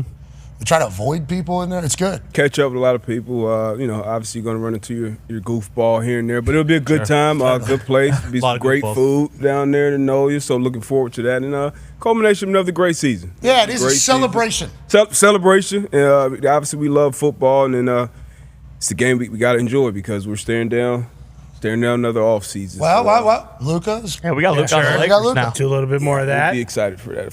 We got the late show. It's gonna You're be right. You're right. Celtics Lakers final. Luka's just so many times and then just like the slowest step back. I mean, we might get a Mavericks-Lakers matchup in the playoffs. Oh. I don't know if the Mavericks are making playoffs. Joining us now live from an attic. I think they're dumb. And I'm okay burning bridges over in that world and just saying what I'm saying. I don't think you're on an island there. Bruce was just saying he likes the Mavericks squad now, actually, in the bathroom I know, during that's break. super Bruce of him. I mean, that is very Bruce of him. I had to say, why are you the way you are? Long term, the Lakers obviously win with Luka, but this year their roster, especially they just made another trade. That's why Shams hung up. Is pretty good. Yeah, Kyrie and AD, I think, would be a great team. Philadelphia 76ers. What? Caleb Martin. Hell yeah. To the Dallas Mavericks. Sources tell ESPN. All right, so the Mavs making moves. They're trying to go all in this year. Holy yeah. shit. Yeah. Have we heard from Kyrie? But are you going to hear from Kyrie, though? Never, I don't think. I believe in Kyrie. So do I, but he was very good friends with Luka. Like, I'm pretty sure he's not that happy about this. And didn't I see him with Kai when he faked the call from the Lakers? Yeah. Mm-hmm. It felt like it was method act in real life. Yeah, for sure. What if Kyrie says, get me out of here, send me to the Lakers? Him and AD are pals, too. Yep. Yeah. There. Yeah, but what if Kyrie says, this place is just, what are we doing? I don't care about anybody. They're kind of handing over the keys to Kyrie a little bit, though. True. Okay, this is you now. Now it's you and AD. 1,000%. Will be fun to watch. I love watching Kyrie ball. Obviously, what he can do with basketball is so much fun, even if you don't know basketball. It's like, this guy's different right here. Artist. And everything that happened, it's like, this guy's a dog, too. This guy will say, so what? Right in the face of people. I love that type of, anyway, I love that type of, but you got to be who you can afford to be. Yeah. And the reason why he was able to do that is because when he has that ball in his Strength. hand, it is unbelievable. Okay, join us now as we pivot to some football. On this big-time NBA Tuesday is a man in an attic in Ohio. He's a college football national champion, a Super Bowl champion, a Ryder Cup winner, ladies and gentlemen, AJ Hawk. AJ, I know you're not a big basketball guy. Your thoughts on Luka's presser in his situation? I love Luka's disdain for the media, I would say. Like, he speaks to him, but he's like, hey, why am I here? I don't want to do this. I want to do something else, play some basketball. But going back to this whole situation, the presser was fine. Is this the decision of just one dude on Dallas, this Nico guy, the GM? Because it sounds like he had to keep everyone else involved. But, like, obviously this guy, whatever is going on behind the scenes day to day, he does not love. We know that. So Luka's said that they're firing all the people I like in this building. Basically, he has been on the record of saying that in the past. But I think it's this Nico guy and then his sports performance team down in Dallas doesn't like the way this thing, a little bit too milky, right? Don't we? It's like 2%. It looks weird. We need skim. Yeah. Don't we? Think about all the greats in the past, what they look like. And somebody was like, well, what about Joker? Kind of similar area. You know, he's the best in the game. He's from Serbia, not Slovenia. Yeah, he's 7 feet. Similar area. They're kind of the same, don't we think? He likes horses, though. But aren't they kind of doing the... No, he's 7 feet tall. Luka is not. He's fat. Have you seen... No, but he's 6'7", though. Like, we keep saying he's 270. What is a 6'7"? Are we sure he's not going to shrink? He's gaining weight like you wouldn't believe. Yeah, but he looks like he's in the best shape we've seen him in, actually. Both in a hoodie traveling yesterday, which is hard to look like you're in shape with a hoodie on. That's going to make you look fat no matter what. And then he's sitting down with a tight gray thing on. He looked very fit. And he looked like so fit. He did. And then even his legs look like... It's like...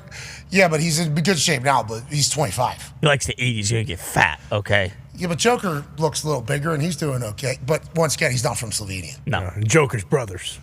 Okay. So, yeah, I think it was a couple people that think they're more important and have a bigger brain than anybody, which is why I hate it so bad. That's why I've gotten mad about something that I would never care less about. Because this is, once again, people being put in positions of power and then just thinking that they're smarter than, like, everybody. And maybe they are. Maybe they are. But I know you can replace those sports science people pretty quickly. Just scroll through Instagram a couple times. You can find somebody. Yeah. Yeah, you can find somebody. I don't know if you could just, I mean, maybe you can. Maybe There's one Luka. There's one Luka, no question about it. That's what is very surprising. Let's see if, I don't know, does Luka's game change? Let's say, does he go to the Lakers and all of a sudden the dude is like 15 pounds, he puts on 15 pounds of muscle? Like, do we see something like that? Like, what's going to happen? I think, yeah. I think there's a chance. I think he's going to be. He should just to stick it to Dallas. He should gain 35 pounds of solid muscle and go out there just completely jacked and just 82 games, bulldog everybody. 82 games, smack the wood. I mean, he said it's motive. Motive. It is motive. It is motive. This is one of the biggest clubs in world sport, so it is motive. So he's got a lot of motives, you know. And thank you to Dallas for doing that, because now we're going to get an even better Luka, I think. Which was Luka good before? I don't remember. Yeah, he was. Very. He was like best in the league. Yeah. All right, let's go to football, shall we? Big night last night, not only with the Super Bowl media and Roger Goodell press conference, but on Cooper Kupp's Twitter account, where he makes an official announcement telling him that the Rams, Les Snead and Sean McVay, just said, we're going to try to trade your ass out of here as quick as possible. Okay, this is just how this business is. We don't love it. He was one of the first picks that Sean McVay era had in Cooper Kupp. I believe he was the second pick that Sean McVay had whenever he started there. He's a Triple Crown winner. I think it's even 4 if you add yards after catch or something, yards after something other. When he had like the highest 4 stats a wide receiver could possibly have. He won a Super Bowl championship. Him and Matthew Stafford's relationship, very notable and massive. Puka Nacua came in and had a phenomenal run while Cooper Kupp was out. Now they're looking to get younger, I assume, at a wide receiver position, maybe looking to get cheaper. And Cooper Kupp now is seemingly available for any team that's willing to make the right offer to the Los Angeles Rams. AJ, your thoughts, and also, when this goes through, do you agree with the sentiment that we had in the office that there's a chance that Cooper Kupp goes for like a washing machine like Ed Monix did in semi-pro? And I think there's going to be a lot of teams that are going to go, you could have got Cooper Kupp for And it's going to be like fifth rounder or like fourth rounder, because that's what it sounded like in the announcement that he made, AJ. Yeah, it did. And people are trying to claim that Cooper is not requesting a trade, correct? They came to him and said, we're shopping you. We're going to work with you, right? Yeah, so the first sentence, if you don't read it a couple of times or have a high reading level, you're going to think that he asked to be traded. But instead, you read that first sentence, I was informed that the team, them, not me, will be seeking a trade immediately and be working with me and my family to find the right place to continue to compete for championships. I don't agree with the decision and always believed it was going to begin and end in LA. So he did not say this at all. This is them saying to Cooper Kupp, hey, what's up? What are you doing? Oh, hanging out with family, just having a pretty good little Monday here. We're trading you. Okay, as soon as possible. What? Yeah, I know. Yeah, we're trying, like today, if something came through, we'd move you. Love you though. All right, have a good one. Hey, what do you make of that? The last paragraph, 2024 began with one of the best training camps of my career. What's he trying to say there? Like, hey, I still have plenty left in the tank? Is that what he's doing? Yeah, people are saying he's diminished after the injuries that he's had, and there's even, I saw people call him fragile and all this type of stuff. Like, he's not the guy he once was. He's not going to be able to play. Once again, there's stats from Hembo that are like when he's targeted, he catches the ball. His drop rate's lower than anybody. On third downs, he's still doing work and all that stuff. D-Butch, your thoughts on a current Cooper Kupp and what type of situation would be best for a Cooper Kupp? Yeah, I heard some of the stats, and stats are hard to kind of paint a real picture with a wide receiver that's so dependent on protection, quarterback, targets, all that other thing. And Puka became obviously the clear-cut number one guy who that passing game was built off of. But Cooper, watching the film, Cooper Kupp still gets open. He still runs good routes. Health has been a concern, I guess, throughout the duration of his career. He did have the peak year. He won the Triple Crown, had the amazing run during the Super Bowl. I think he's still a really, really good wide receiver. He's a wide receiver I think has to go into the right system, and he's one of those guys that he's going to be open, like, at the right time, but you got to just hit him. He's not like a guy that you just put out an X and you say, hey, go win one-on-one, all game long, every third down. You got to put him in good situations, but he understands coverages. He understands spacing. He'll make tough catches. He's a good player, I think, especially for if you're trying to bring a quarterback, a talented young quarterback along. I think he'll be a great veteran presence in that locker room, in that meeting room. So like a Shanahan, Kevin O'Connell, one of those types of offense. Yeah, any good play caller that can put him in the right situation. But he still, I think, has a lot of good football left on him. Him talking about his health. That's on the field. How productive and how healthy can you be down in, down out? And the right team, I think, that thinks they're a couple pieces away, I think, will take a chance on them. Sounds very motivated. Yeah. Cooper Kupp. And, that doesn't necessarily save you from getting injured. Wide receiver, obviously, a lot of running, a lot of miles. That is just what the position is. He blocks his ass off, too. Yeah, and he buys in, too. Everybody loves, I don't hear a single thing that's ever been negative about a wide receiver one.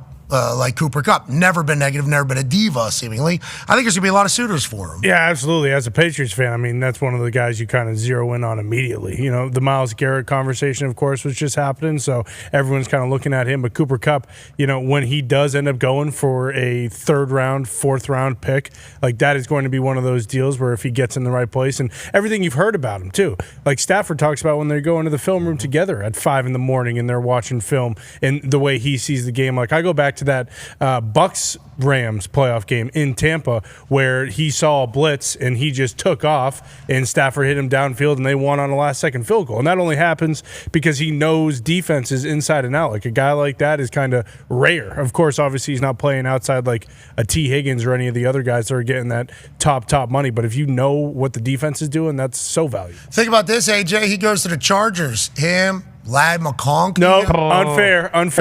No, What? Veto. That's a vetoable offense. You cannot do that. You can't have two cool, smart white guys playing slot receiver. Why not? It's not allowed. You can't do that. It's not allowed in the league anymore. They said after the Patriots did it with Amendola and Edelman, they said, no, sorry guys, this isn't happening anymore. We're vetoing any type of situation where this could possibly happen. 3 quarterbacks on the field at the same time? That's what I heard. Look, that's not. I think Goodell said at his press conference yesterday. I don't think that's not like from me. Goodell did speak at his annual press conference yesterday. We'll have more about that later in the hour. Travis Kelce and the Chiefs spoke as well. So did the Philadelphia Eagles. I'll tell you what, I like the group. Yeah. Mm-hmm. I like the group that's representing the Super Bowl. Representing us all year long on Mondays, normally. Has been bouncing around here now in the playoffs because things have gotten a little bit crazy. a man who is the greatest coach in the history of the NFL, greatest general manager as well. He's currently the head coach of the University of North Carolina Tar Heel football team. Ladies and gentlemen, on May 6th, he'll be officially an author. Boom. Published. The Art of Winning by Bill Belichick. The foreword? Who wrote it? Oh, the greatest player of all time, Tom Brady. Okay. Lessons from my life in football. Remember, he's been in ball forever. There was a photo that popped up whenever he went to North Carolina of him as a kid in the North Carolina Stadium, then obviously at the Navy. And then you talk about going through the coaching ranks, starting with the Giants, and then getting an opportunity forever. That's all he did, ball. Mm-hmm. And the other thing he did? Fucking win. Mm-hmm. Ladies and gentlemen, joining us now, I assume a guy that's going to win for the Tar Heels as their head coach, Bill Belichick. Yeah, Bill. Oh. How you doing, Coach? Good, Pat. Hey, Jay. How you guys doing? Crew, how we doing? Hey, Bill. Hey, Bill. Good. Super Bowl week. Super Bowl. It's a great week. Hell yeah. It's a great week. Hey, okay, so I know that you wrote this. Didn't have a ghostwriter, right? Is that accurate? I assume you're not going to have somebody else, or did somebody else write this for you? Right. Yeah, no, it's my stuff, my stories, my life in football. Okay, so first of all, respect and appreciate you doing that, okay? 295 pages here at the end for the index. How long have you been writing this book? And has this been a culmination of thoughts that you've gathered throughout the years, or did you sit down with a mission to piece this together? And obviously, we love the play on the art of war, the art of winning. Should we call you Shinzu Belichick going forward? No, I don't think that's necessary. Okay. No, it's just my story, Pat. Yeah, I've made notes through the years as to something that I had thought about doing, 3 or 4 years ago, but just kind of kept some notes and, had the time to do it this year. So I decided to try to put it together, and I'm glad it came together. So I've had the opportunity to work with a lot of great players, coaches, and people in and out of football. And so just some of the lessons that I've learned. Yeah, well, I'm sure this is going to be a New York Times bestseller, so congratulations on that. Yep. Comes out May 6th. I assume you can pre-order it now wherever you buy books. And what Tom Brady says in the quote here is, Coach Belichick brought out the best in me. His book will do the same for you. Love that. Oh, that's a good message. I won't be my best. And then at the top here, not you, your publisher wrote up a little thing. It says, The Art of Winning, Lessons from a Life in Football by Bill Belichick. Winning isn't a science. Neither is whizzing. Winning isn't a science. It's an art, and it can be learned. I can't wait to learn it. Hey, we appreciate you putting this out, Bill. Legitimately, making the world better. Okay, so it is currently Super Bowl week. You are currently head coach for a college football team. Have you thought about how different your life is now versus what it's been whenever you were running and going to all those Super Bowls? Have you thought about what your mental state would be on a Tuesday of Super Bowl week as opposed to a head coach who's recruiting the class of 2026 at North Carolina right now? Do you do any of that? And what would a Tuesday look like for you if your team was in the Super Bowl? If my team was in the Super Bowl, Tuesday would look like media day. It'd be a big game plan day for the coaches to prepare for the practices on Wednesday and Thursday, which are the two big practices. And then just kind of getting everything organized down there in the new city, in the Super Bowl city. There's always things that come up with travel, families, other requests and so forth that you just have to manage and work through. But it's a great time. It's a great week. The only better feeling is after you win. But to get that far, to win the AFC or NFC championship is a huge accomplishment, and it's a great. Honestly, it's a great honor to play in the Super Bowl. So you just embrace it. But yeah, I think about some of the things that have happened during those weeks and all, and so it's definitely a lot of fond memories. Did you get nervous? Did you ever get anxiety? No more than any other game. I get anxiety for every game. I think every game is a huge challenge, and you always are a little bit uneasy going into the game of how it's going to go, of course. But the Super Bowl is similar, but you do what you can do, and you make sure that you're ready to go. And as a head coach, you try to help your team perform the best that it can. And ultimately, it's up to the players. But as a coach, we have to put players in a good position so they can perform well in a game, and that's what I tried to do. That's awesome. You played in the Super Bowl so much and coaching the Super Bowl so much. It's just like, yeah, not different than any other game. I mean, we're trying to win every game like it's a Super Bowl. So that's Nick Saban. I don't know if I told you this or not. Nick Saban was getting calls from coaches that were going through his college football playoff, old coaches of his. And they were like, all right, what should we do for this one? And he was like, if there was a better way to prepare for the games, let's start doing that at the beginning of the season. Like, let's not wait until the playoffs to start doing anything different. Let's make sure we're doing everything for the entirety of the year, and then obviously tighten in on certain things that makes your team great, that you know about your team from the entirety of the season. That's obviously you two greats are in those massive moments more than everybody else. I love that you're in that position. Go ahead, AJ. Coach, how big of a deal is the extended halftime that you get at the Super Bowl? I think you guys are one of the first teams that worked on it to where you actually practice that extended halftime, because most people don't know. I believe regular season is 12-minute halftime, very quick, and I assume you know what the Super Bowl halftime is, and how much did that actually, you think, help your team? Yeah, the Super Bowl halftime, they give you a time on it. Call it 33, 34, 36 minutes, whatever they decide to make it. And then you can usually count on a couple minutes longer than that. So let's call it 3 times as long as a normal halftime, AJ. And, that's a lot of time for the coaches, and it's a lot of time for the the team, and you want to make sure that that you use that time as productively as possible. For the players, I think there's definitely a warm-up period, and so we allowed about 5 minutes before we came out to stretch in the locker room and ride the stationary bike, things like that, and then try to come out on the field and get a quick warm up. But if you look back through the Super Bowls, you can see many games that had a distinct first half, second half difference, and I think that's part of the Super Bowl game. Is it's harder. You can't get any momentum in that game if you score or have a turnover with the lengthy timeouts and all that. After those plays, there's so many resets in the game that you just have to keep resetting, and the momentum doesn't really carry over, and certainly that's true at halftime. So we tried to plan the halftime out into 5-minute blocks over a 30-minute time frame, where we talked about what our opponents were doing, and then talked about what we were going to do, and then talked about what our opponents were doing in other situations like third down, a red area, and so forth, and then talked about what we were going to do, and then by that time we were ready to go back out. But yeah, we did practice it in Super Bowl 49 in Arizona. I actually took the team out on the field. We did a move the field, move the field period for the offense and the defense, about 15 plays each, and then we went back into the locker room for 35 minutes, and just so the players could get the feeling of the timing. We had a lot of players that were hadn't played in that type of game before, and a few that had, but a lot that hadn't, and I just thought that was a good way for them to actually feel what that lengthy halftime was, and how they could prepare and make the best use of the time. And there was a few guys after the game that came in and said, that was really helpful, because we never had a long halftime like that in the NFL. But in college, those halftimes are pretty long, with the marching band, and we go out there and dot the I and all that, and it just lasts a little bit longer. Hey, Bill, I mean, as you're laying this out, it's like, yeah, of course you want to do that. That sounds like so smart, but you got to be probably the only one that do, all these things that I assume you think are just like, yeah, 35 minutes, we're going to have these guys at least experience it one time before they got to do it on the biggest stage.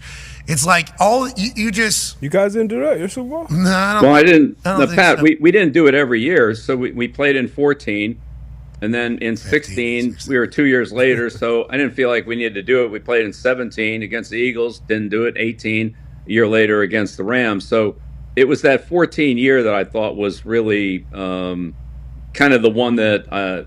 because I had experienced it, that I thought there were enough players on our team that could just benefit from that game. And on Friday's practice isn't a big heavy lifting day anyway. It's really more of a mental day, and it's a timing day. And I just felt like we had the extra time to do that, so we did it in Arizona. Yeah, well, it's genius. And what is that quote? I don't know. Lombo pulls quotes from everything, so who knows what generation this quote was.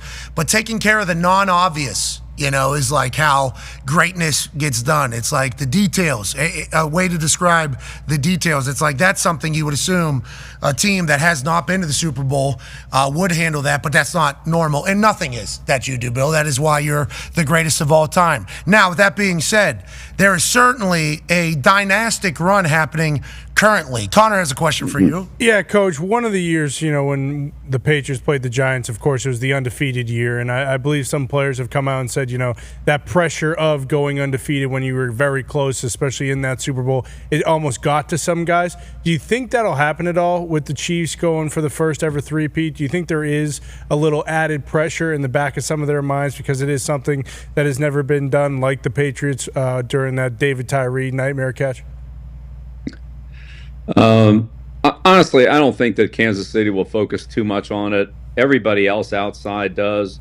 I'm sure that they have thought about it. I'm not saying that, but in the end, they seem to be a very focused team. Andy, his three experienced coordinators, Nagy, Spags, and Dave Taub, and their team, the leadership on their team with guys like Kelsey and Mahomes and all the players that they have there that have been through this before. I think they really know that the last two games, the last two Super Bowl wins don't really mean anything against the Eagles. They're going to have to go out there and play their very best game of the year to beat Philadelphia. And Philadelphia will know the same thing about Kansas City. They got to go play their very best game of the year. And I think that's what they're focused on, not the three-peat or whatever. But, you brought it up. I think it's a great opportunity for the Eagles to have, one of the greatest, upsets like the Giants had against us, to stop the three-peat by Kansas City and, in NFL history. So this is going to be a historical game, one way or another. It's a great opportunity for both teams. Both teams are really good. It's going to be, it should be a heck of a game. Yeah, absolutely. And speaking of the game, it's like the Eagles have been able to pound the rock and bully people. That's what they've been. And they've been explosive, the most explosive team in football. And then the Chiefs, complete opposite. They've just been winning and winning and winning. That's what the Chiefs do. They just win games somehow. Whenever they need it, they're going to get it. Travis probably going to be a big part of it, especially if it's a big moment alongside Patrick. But everybody contributes. Even Samaje Perine gets the game winner. And he obviously just joined their team this year. Backup kickers are hitting game winners when they'd missed 5 straight kicks for other teams. It's like the Chiefs just do whatever they need to do to win. On that note, AP Tone has a question for you. Yeah, Coach, since Patrick Mahomes in this run has started, he is 17-3 in the playoffs. He lost to the Bucs in the Super Bowl, the Bengals in the AFC title game, and then the New England Patriots, I believe, in his first year in the AFC title game, obviously coached by you. What is it about the Chiefs that they win all these close games? And if you were preparing against them in this Super Bowl, what would be your message to your team on how to finally take them down again? Well, no, I think you said it exactly right. What I would say to anybody who plays the Chiefs and Philadelphia this week is you've got to play your best football in the fourth quarter. I mean, the Chiefs have been so good in one-score games, in close games. They find a way to win, whether it's blocking a kick against Denver that would have been the game-winning field goal, blocking a kick at the end of the Houston game that would have made it a one-score game, or whether it's making stop on defense or making the last drive field goal or last drive touchdown like they did in the Super Bowl last year. They just make the plays they need to make to win, and you better play your best football in the fourth quarter because they're a well-balanced team and they can do it in all three phases. And Pat, you mentioned it a little bit earlier, but look at the return game the last couple weeks. Yeah. Start off the Texans game with a 70-yard kickoff return and hit a 50-yard punt return against Buffalo from a guy that nobody's ever heard of. I mean, he was on injury reserve last year and on the practice squad all year this year, and then he comes out and has 2 huge plays in the playoff games. And I think that also points to the playoff games in the Super Bowl are won by the team that plays the best. It isn't how many Pro Bowls you've made or what your salary is or where you were drafted or anything else. It's how you play in that game. And that'll be the big thing in this one is everybody who plays, whether it's the Eagles' young secondary or, Joe Tooney playing left tackle or a rookie returner for the Chiefs. Anybody can be a hero or a star in this game. Look at Tom Brady. Look at Malcolm Butler. You don't have to be a 10-year-old pro veteran. You can be a player on the team who has a role in the game and make the play that makes a difference for your team and your franchise. Yeah, well, you go back to Miami when the Colts played the Saints. You remember that? Oh, yeah. Ambush onside kick, start the second half. Thomas Morstead hits that thing, just completely flips the entire game. It was a massive moment that comes out of nowhere. And Thomas Morstead's a rookie punter for them doing kickoffs, and all of a sudden he's signing pictures of that forever. That's the Super Bowl. That's the moment. Who's going to take advantage of it? Well, hopefully not Stripes. Ty has a question for you. Yeah, Coach, you dealt with this a lot during your dynastic run where it was, fans in the media bitching constantly, hey, every call goes the Patriots' way, no matter what. The officials are on their side. And now we're getting that with the Chiefs. And I think for the most part, players and coaches have kind of just stayed away from it. But even last night, Travis Kelce basically said to the media, like, hey, why are you guys continually running with this referee story as well? Is there any way you dealt with that while you were dealing with it? Or is it one of those things where you kind of just have to ignore it? Because at this point, it's kind of got almost bigger than the game. It's incredibly nauseating, and people just assume that the only reason the Chiefs win all these one-score games is because the refs continually give them call after call. Well, you're right. We dealt with a similar thing, and we were one of the least penalized teams in the league, especially offensively. But as a total team, we were one of the least penalized teams in the league for a long, long time. I mean, almost 2 decades, and the Chiefs are doing the same thing. But really, the key to it is playing good football. Let's start with eliminating pre-snap penalties, which there are really no excuse for, and eliminating post-whistle penalties, which occasionally there's a close call there, but, roughing the passer, hitting guys out of bounds, roughing the punter, personal fouls, arguing with the referees, all those things. Those are all preventable. So good football teams don't commit those penalties. They let their opponents do that. And then there are the plays that happen in the action of the game, and football's football. And some of them get called, some of them don't. I think the officials have a tough job to do the best they can. But that's overall a pretty good group. But if you want to be a low penalized team, then don't commit pre-snap and don't commit post-whistle penalties. That's a good place to start. Yeah, well, I think the reason why you had to deal with it and heard about it is because you're great, right? And how is this team that has the same set of rules as everybody else? The NFL is built for parity. If you stink, you get an early draft pick, you can change your thing. We got a salary cap, okay, so everybody's allowed to use the same amount of money, okay? Everybody's working with the same rules here. How is this team so good? Well, they got to be getting, it's got to be a work. There's got to be somebody helping them in the system. And it strictly comes with the greatness, I do believe, especially whenever every game that you're playing in is in prime time, which is what comes alongside greatness and being in the middle of a dynasty. More people are going to watch every one of your games. So everything that happens is going to be documented by more people, especially with this Chiefs team, especially with Taylor Swift being a part of it. Here's Travis Kelce last night whenever he was asked if he had any questions for the media. If I could ask the media one question, why are you guys leaning into this whole ref thing? You know what I mean? Like, why are you guys leaning into it? Travis is like, hey, listen, the internet is allowed to say this. Okay, the internet and fans are allowed to have their thoughts. But you, as a media member, to think about how many people would have to be in on the take there to rig a game for us every single week, who would have to be able to keep a secret, as I assume a commit is coming to University of North Carolina for Coach Belichick. Congratulations to you. But I like Travis just being like, you guys gassing this thing up is ridiculous, because you're telling me that Roger Goodell is calling each individual ref. We get different crews every single week. So every ref in the NFL is in on it, or just one ref in each crew's in on it, and that's never going to be found out in the sports gambling world. So you're telling me, you media members that are gassing this up, that it's not our hard work, it's not how great we are, it's not us being able to win and perform in pressure-packed moments. It's this refs. That's what you guys would rather talk about. You heard it in Travis's. Travis always tries to keep it positive. Tries to keep it positive, but he was just like, hey, media, the fuck? Yeah. Okay? Like, this is allowed to be an internet thing, but, like, to actually start promoting this is absurd. And I know that refs stink, so there's going to be situations where maybe there's a tie-in, like, hey, this ref's daughter, massive Swiftie. Like, and maybe that's going to happen, And hopefully they get to the bottom of it. But I appreciated Travis just being like, yo, come on. Let's use our brains here. The amount of people that have to keep this secret would be impossible. Now, as we pivot away from that, let's go to what you're currently doing, maybe right now with that text message. Go ahead, obviously the Super Bowl week and the national championship is the goal now down there at UNC. Looking at your book kind of reminded me of the building down in Foxborough where there were some quotes from The Art of War, or obviously the 4 things you saw leaving the building, 4 things coming out. How similar will the setup be in the building down there compared to what it was in Foxborough? Pretty similar, D-Buck. Pretty similar, except for being Carolina blue. Okay. It'll have the Jordan logo on it. Okay, there we go. I love that. So what, you're There you go. Art of War? Yeah. Art of War, big guy, big fan? We had it's funny, we've had a couple, players come through here that, have been through the Patriots program. They watch us work out and they're looking and say this, to the players, the Carolina players, yep, that's the exact same program we did. Yeah. Same running program, same lifting program.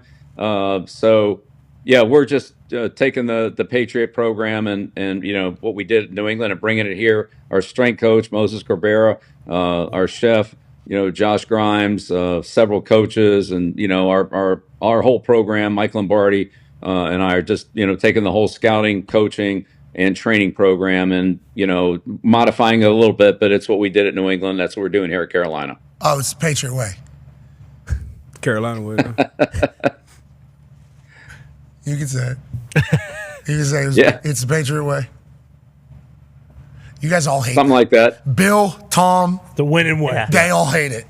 Everybody outside of New England said it was the Patriot way. We don't see it that way. We see it as working hard, doing our job. If that's Patriot way, so be. It's like you guys get so mad. That's right. Yeah, is that okay? That's right. Okay, all right. I appreciate that. I do appreciate that. We're gonna do the same exact thing here now because it is a winning model. If you want to call it the art of winning, you can certainly call it that. We're excited. Okay, big game here, Super Bowl. You've never in your life had to give a prediction. This game comes down to fourth quarter, and the Eagles have to out-execute the Chiefs? Or what is the big swing of this particular game in your eyes, and how do you see it going? You don't have to make a prediction. Well, sure, Pat. I think that's a big part of it is expect this game to come down to the final possession or fourth quarter, however you want to look at it, and whichever team performs better at that point in time is gonna be what the outcome of their season is. The outcome is their season could easily end up being a handful of plays or maybe even one play. But I would say for the Eagles defense, they're a very good coverage team and a good pass rush team, and they match well. Looking back at the previous Super Bowl with the Eagles and the Chiefs, I think a big key for them will be to match that rush and coverage against Mahomes, because when they match their man-to-man coverage, if Mahomes can escape the pocket, there's a lot of room to scramble because everybody has their back turned. So I think the ball is going to have to come out on time, and I think Andy will have some scheme plays to get open and beat the man coverage matches that the Eagles use. On the flip side, I think we all know that if the Eagles get into some tight calls on third and fourth down, 2-minute situation, you better be ready to block the blitz. And if you look back at the Eagles season last year against Tampa, I know it was a different coordinator and all that, but against Tampa, Coach Bowles blitzed them, that first playoff game and really, wrecked their season down there. So, Spags is going to have a couple of those cooked up like they did against Buffalo on that 4th and 5 play, where he brought the safety and brought the corner off an overload, looked the other side.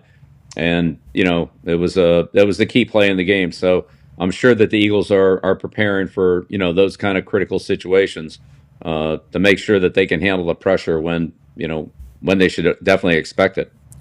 I love hearing that we're going to have a great game, because by all accounts, whenever he decides to talk about how a game's probably going to go, normally it goes. That's why. Yeah, boom. Available May 6th. We appreciate the hell out of you, Coach. Good luck down there in North Carolina.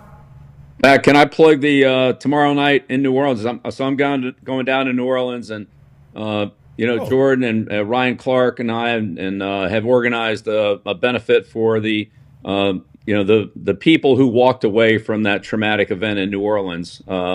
So the ones that saw it, kind of the survivors, if you will.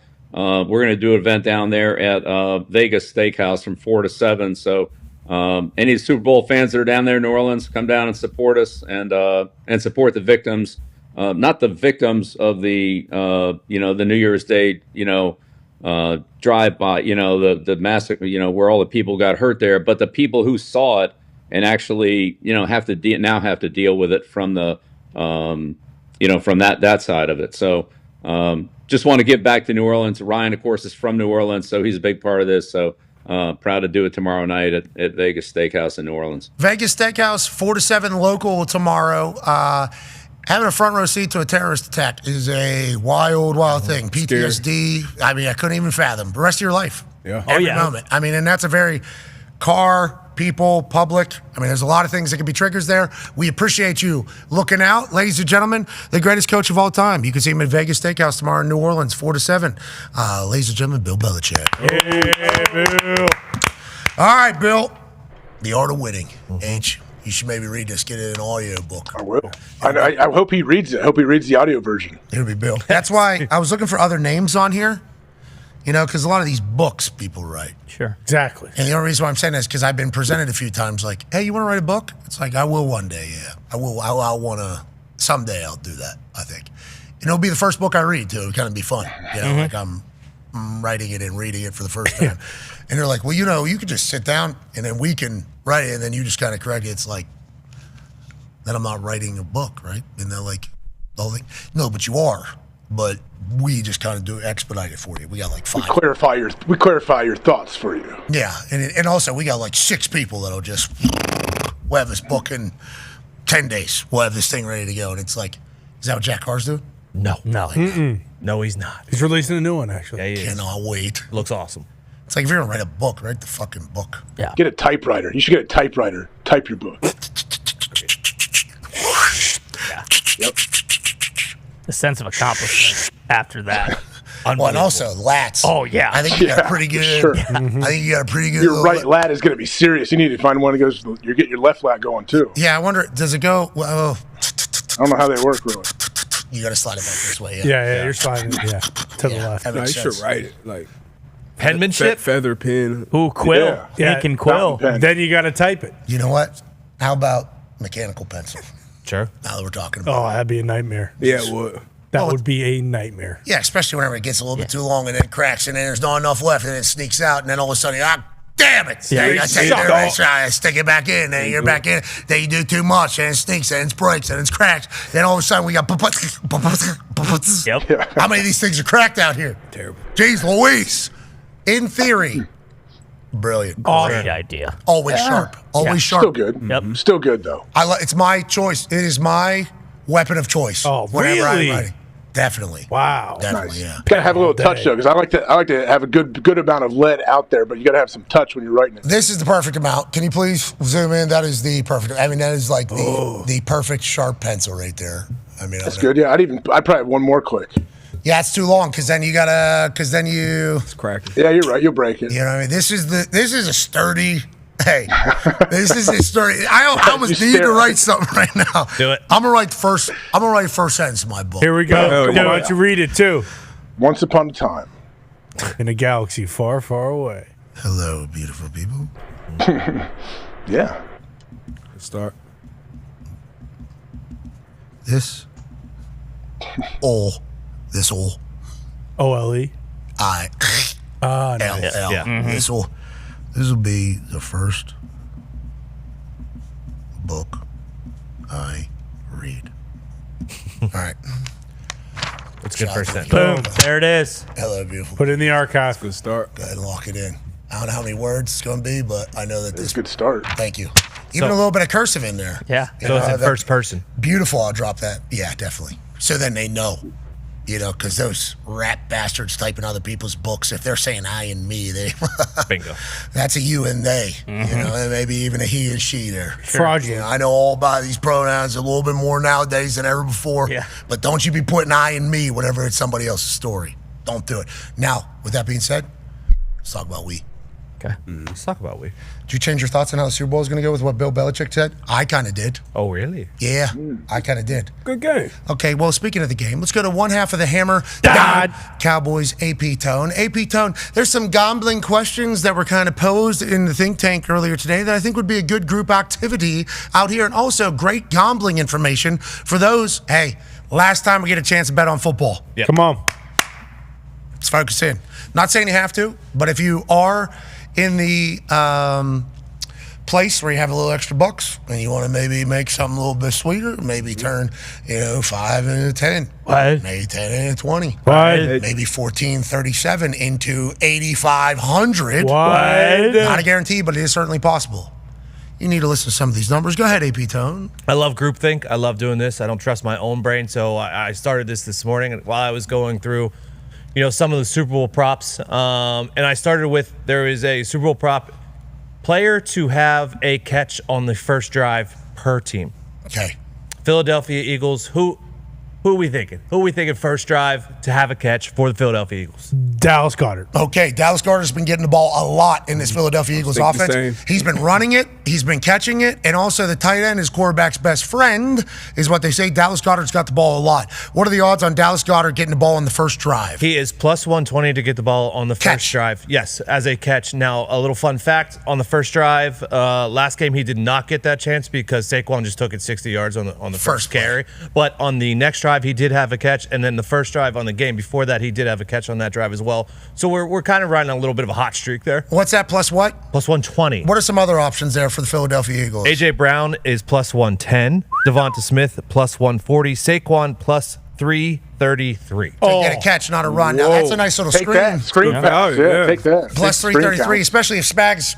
Yeah. That might be in the Slow script. that D-line down. Might be in the script. Might be in the script. Okay, that's plus 333, plus 110, plus 120 in there for all the receivers. We like Dallas Goedert and the tight end here. Not saying you have to do it, but seems like a smart decision. Now let's go to the other side. Yeah, same thing for the Kansas City Chiefs. Who are we thinking? Travis Worthy. Kelce. You're saying Worthy? I'm going Xavier Worthy. Okay, what's Xavier Worthy's odds? Xavier Worthy's odds are plus 110. Okay, to catch the ball in the first drive. Yes. They will certainly want to get him going, which leads me to Travis Kelce. Travis Kelce in big games always gets the rock. Yes. Travis Kelce in the playoffs always gets the rock. Throughout the season, he wasn't scoring touchdowns. As soon as the lights came on, what happened? Touchdown. Feeding them, early and often. For me, I'm sticking with both tight ends, more specifically Patrick Mahomes' best friend. AJ, you like this or don't like this? I do like this one a lot, actually. Odds have to be rather low for Travis Minus Kelce. 110. Yeah. He is the favorite. There you go. Okay. He's the favorite for the Chiefs, and we looked back and potentially why. Last Super Bowl. Yep. The first ball went to Travis Kelce. The Playoffs last week. The Super Bowl before that, the first ball went to Travis Kelce. So, they have obviously go to what you were saying. They get the ball to Travis early enough. Minus 110 there for Travis. How about some other options that the Kansas City Chiefs have? Juju. Yes. Juju is plus 400. He did have a catch on the first drive last week. The other one, Marquise Brown, he has had a catch on the first drive the last 2 weeks. He is plus 180. He is the third shortest odds behind Travis Kelce and Xavier Worthy. Okay, so there's money to be made all over this game, which leads me to that umpire for baseball. Yeah. What the hell's going on over there? I don't know. He's an Iowa guy, too. Oh, my God. And like a legit good umpire. So Gumpy and I are on a plane to Cleveland yesterday, and we're learning about this. And all of a sudden, everybody talks about the NBA, how the refs can control that. Boy, an umpire in baseball, especially because you can gamble on every pitch, right? Yeah. Literally every single pitch can be gambled on. Every single at-bat, every single everything can be gambled on. So it doesn't have to be a whole game even. It could just be one strike coming next, That's great. Like that is the easiest thing that could, I know there's a box that people don't want because they want the human error. They want the game. It's like, well, you add in human error, you add in the opportunity for this to potentially happen in baseball. This is a real power play. Like, the more me and Gumpy started talking about it, it was like, now they came out and said he was not linked to any of the bets, but he was sharing an account with somebody that was doing the betting. So what does that mean? Is he linked to know the bets? I don't know any of that. You could do that. But boy, baseball umps, they can really cook if they really wanted to in a shady way. Yeah, but that's what's interesting is like this guy is kind of considered like one of the best umpires in the MLB. Like he's still very young too. I think he's only 38. He called a World Series game in 2022 and called a perfect game, every single one according to the metrics. Every strike he called was supposed to be a strike. Every ball Okay, he so called. let's not get crazy here. Exactly. But regardless, like it made me think about baseball umps, though. But he like an investigation started, I think, in February of last year, maybe. He did not umpire this entire past season. He's going to get suspended. He's not going to umpire the entire 2025 season. He's going to have to wait to apply for reinstatement in 2026. So, like, so many games. It's crazy. You can just sneak those in at noon. These games just sneak in. Nobody has a clue. Mm-hmm. Hey, we're going to fucking. Over strikeouts. First. Oh, yeah. We're fucking. Punching them out tonight. What do you mean? I'll fucking whatever you need. Hey! No! What? Get back in there. All three? No. That's what I thought. Hey! What? That was clearly outside of the box. Not my. That's where the box is today. That's where the strike center is today. Sorry about it. Hey! See ya. Can do that. Yeah. I'm not saying this guy did it. Okay? I'm not saying this guy did it. But just the thought of this made me think about baseball umps as a whole, and it's like, holy hell. Now, ladies and gentlemen, on a completely different note, I put a hashtag up to something season up a few weeks ago. Now, there's multiple things that are currently up to. Sure. There's some multiple things that are currently up to. But we have a 15-second sneak peek at something that'll be debuting during the Super Bowl. Foxy, please run it. Attention students, this is your principal speaking. Flag football is now a girls' varsity sport. Tryouts after school. Magic happening everywhere. Because of who? Me. Okay. Okay. All right. Yes. It's the NFL's commercial. Yep. And I was casted to play the principal at a 1980s high school. And basically, because of me, our high school gets flag football, an official varsity sport for the girls. And after watching that high school all-star game the other day, I am excited to be a part of this initiative with the NFL. They're making a big push for it. They're trying to open the game up to as many people as possible. And the skill levels, with it being an Olympic sport, are great. And wait until you... I did a lot. I did a lot of shooting. Really? I did a lot of scenes. Peter Berg directed it, which I think is... big. Yeah, Peter Berg. I think it's time.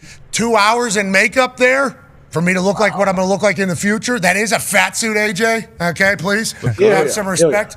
Clearly. It'll run right after halftime. I believe it's like 2 minutes or 2.5 minutes or something like that. Oh, shit. There's a lot of me in there. There's other superstars. And I was so incredibly thankful and honored that I was even asked. And it's absurd. The rest of it is absolutely absurd. We'll see you tomorrow from New Orleans. Goodbye.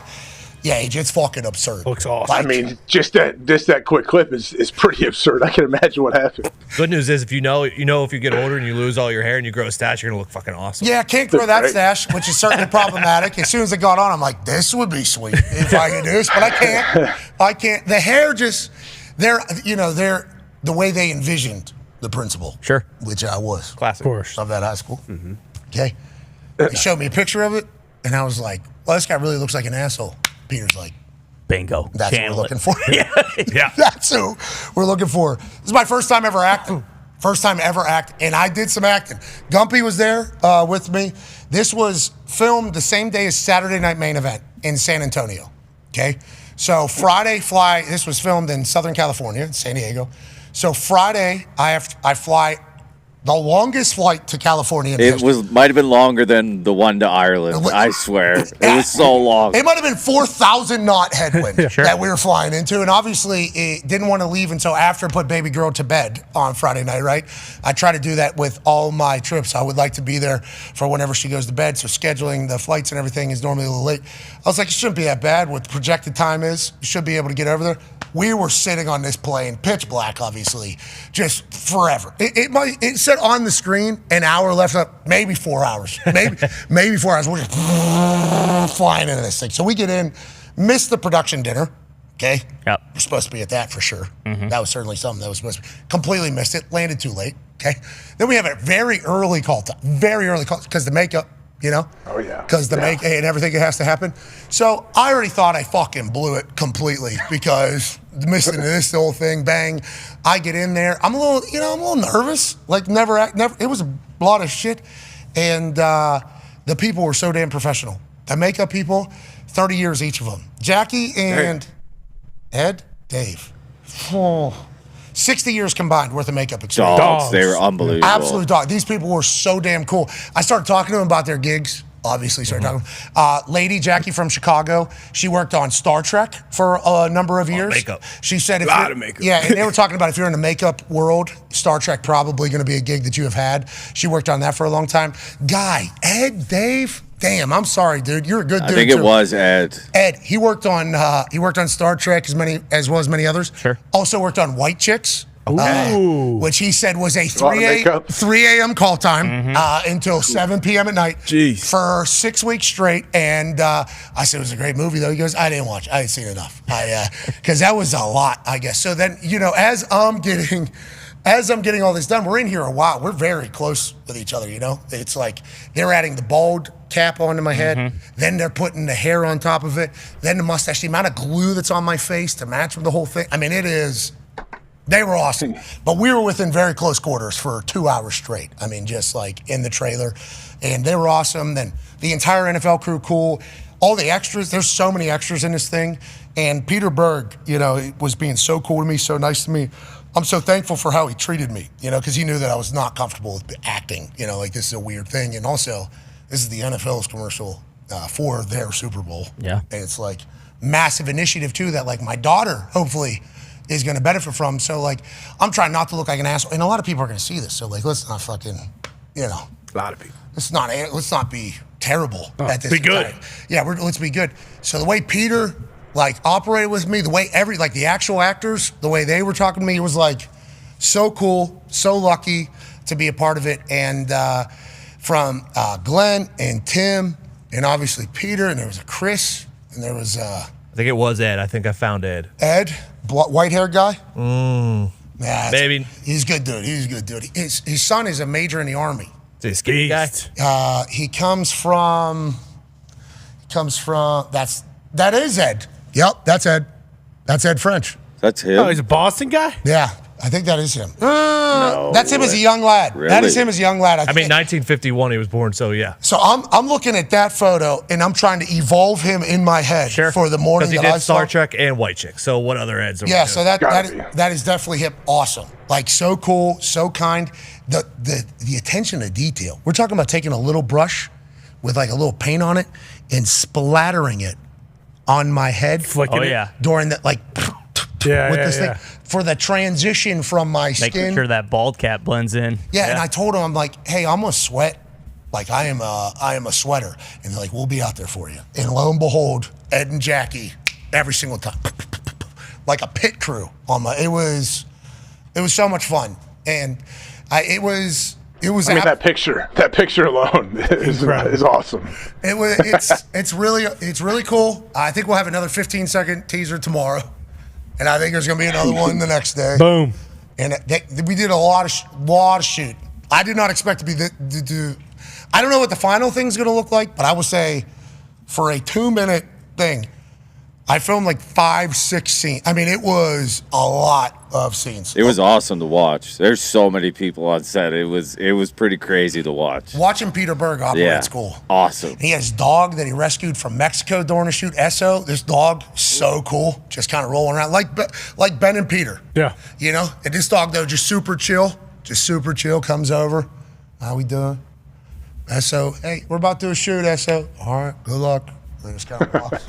It was so cool, man. I know it's a big deal for the NFL to allow me to be a part of that. And I'm pumped. And boys, I hope you enjoy the shit out of it. Gonna. And I hope girls flag football, especially if they just showcase that all-star game there. If that's what can happen across the country, if we can add another sport here, I mean, this NFC team beat the shit out of the AFC team. They had a couple plays that were unguardable. And it's like, hey, AFC team, can we just put these in at halftime so we can maybe put up a fight? Direct snap, pitch, throw. Look at it. Yup. Pop pass. Yeah, I mean, they did that every play. It was like that, this NFC team. It was unguardable. I have no idea how you stop it. Still, Andy Reid should think about running it in the actual game. Might. He might. He actually might. But I'm pumped to be a part of it. I'm thankful to be a part of it. Shout out to the NFL for allowing me to be a part of it. Shout out to Ari Gold. Ari Gold in there making some magic. Peter Berg making some magic in there. And to the makeup crew, I apologize for sweating through all of your work like 4 or 5 different times. I was drenched through the suit. Yeah, it looked like a lot. Through the fat shirt. Well, there's some scenes where I'm running and sliding down hallway. Got it. Oh, that's okay. And yelling. Can't wait to see that. And I'm yelling at kids. I mean, it is full hallway full of kids, too. They got extras everywhere, right? And one guy was pissed off to let him. Yeah. Crumpled up the paper. Well, he needs to understand he's in my fucking school. And that's basically what Peter told me, you know? Peter comes into the trailer, him and Esso, while I'm getting the makeup done. And I'm like, I think this is things that I can do, you know? And he goes, hey, listen, you know what the best do? And I was like, Coop texted me. Say what you mean what you say. It's a Cagney line or something like that. He's like, yes, that. But also, as soon as you get out of here, you're the principal of this fucking place. Like, as soon as you get out of here. As soon as you walk out of this trailer, this is your school. So just Daniel Day-Lewis, yeah, you're in character. He was like, act accordingly. As soon as you get out of here, act accordingly. So as soon as I get out of the trailer, NFL social team is like, hey, we want to do a walk and talk. And I'm like, just kind of ruined everything here. So I'm like half in character in this social walk and talk. And I'm like trying in your full makeup? Full makeup. I'm walking to the first scene. Because like Peter Berg, like one of the greatest of all time, he's like, hey, listen, as soon as you get out of here, this is your school. You hate these kids. Never forget it. They're back. They think it's summer still. You know, this entire thing. I'm like, all right, yeah, that is how people do it. That is how I've learned. That's got to be how it is. So like method? Yeah. Yeah, it's method acting. So it's like, all right, just flip the switch. As soon as you're dressed like an asshole, you are. That is who you are. Be an asshole. So as soon as I get out of there, I flip the switch. I'm like, all right, I'm a fucking principal of this place. I think I get a fist bump to Gumpy. I'm like, welcome to my school, man. And I like walk outside, and they're like, can we ask you a few questions? I'm like, well, I'm trying to find my character right now. So are you going in and out of character with that walk and talk? Yes. I can't wait to see that. There's Principal P in there, and then there is a couple like real answers. And then as soon as we get to the hallway, it's like all these actors are lined up, and they're literally like waiting on me for the first shot. It's like, okay, now is what he was talking about. Like, hey, this is my school. I walked through these dudes with like. You should have smacked a few of them in the face. Get the fuck out of my hallway. All right. It was an honor. I enjoyed the hell out of it. And I think it's going to be good. I hope it's going to be good. The initiative is great. All right, let's take a break. We'll be back on the other side, wrapping up all the sports stories. More from the press conferences last night. More from the media night last night. More from the world of sport, which is the greatest on earth. Be a friend, tell a friend something nice. It might change their life. Take 5. Attention students, this is your principal speaking. Flag football is now a girls' varsity sport. Tryouts after school. Magic happening everywhere. Because of who? Me. We're still bringing it.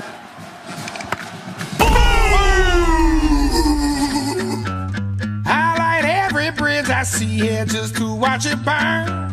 If you've seen all the hell I've seen, it make your stomach turn. I think you know why I do what I do when I do. Started with 133 teams vying for one of these coveted 12 spots for this 12-team playoff. And it came down to 2 teams in the great state of Indiana kicking this entire thing off. I try. I might drink a little, I might smoke a lot, counting down the good times, staring down the clock, throw some high. The best year of college football that it's ever had is about to have the greatest playoff it's ever had. And it all starts right here in front of Touchdown Jesus and his beautiful Irish people. And I think if you say, go Irish! Hoosiers!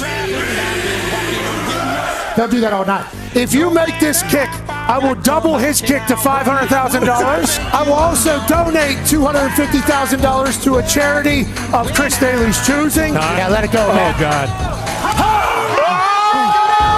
Not terrible. Not terrible. Proud of you. One kick, $750,000. The Lord is watching you. Man down. Man down. That's all right. 1 million. And there's a bunch of that have invaded. We don't just beat top 25 teams we beat the shit out of them. Okay, Google here. But one thing you didn't learn from me is talking all the shit you talk. Welcome to the most electrifying atmosphere in all of sport. I know European soccer fans are wild. That's like 30 to 60,000. You're about to see all weekend 100,000 plus bananas atmosphere, and that is one part of the reason why college ball is so damn great. Why are the girls here? Is this not a fun show? No. Serious show? Serious football. Alabama Jones is very serious. You know, he was trying to be funny, which I get it. And, you know, my daughter Kristen loves him, so that's kind of soothed the soul a little bit that somebody in our family likes the guy. I choose to believe. In front of touchdown, Jesus and everybody looking down. IU gets a massive win over Notre Dame. Shane, I'm sorry. You're a real scumbag. I thought Coach Cignetti coming out here was a real disgrace to the game. He left his players in the locker room to go get some camera time for himself. I know a legend like yourself would never do something like that. Would you? No. No, it's disgusting. I saw it. I thought, wow, what a sad, disgusting program. Notre Dame by a million. Go Irish. Riley Leonard and the Irish from their own two. Jeremiah Love breaks free. Jeremiah Love trying to go 98. Touchdown!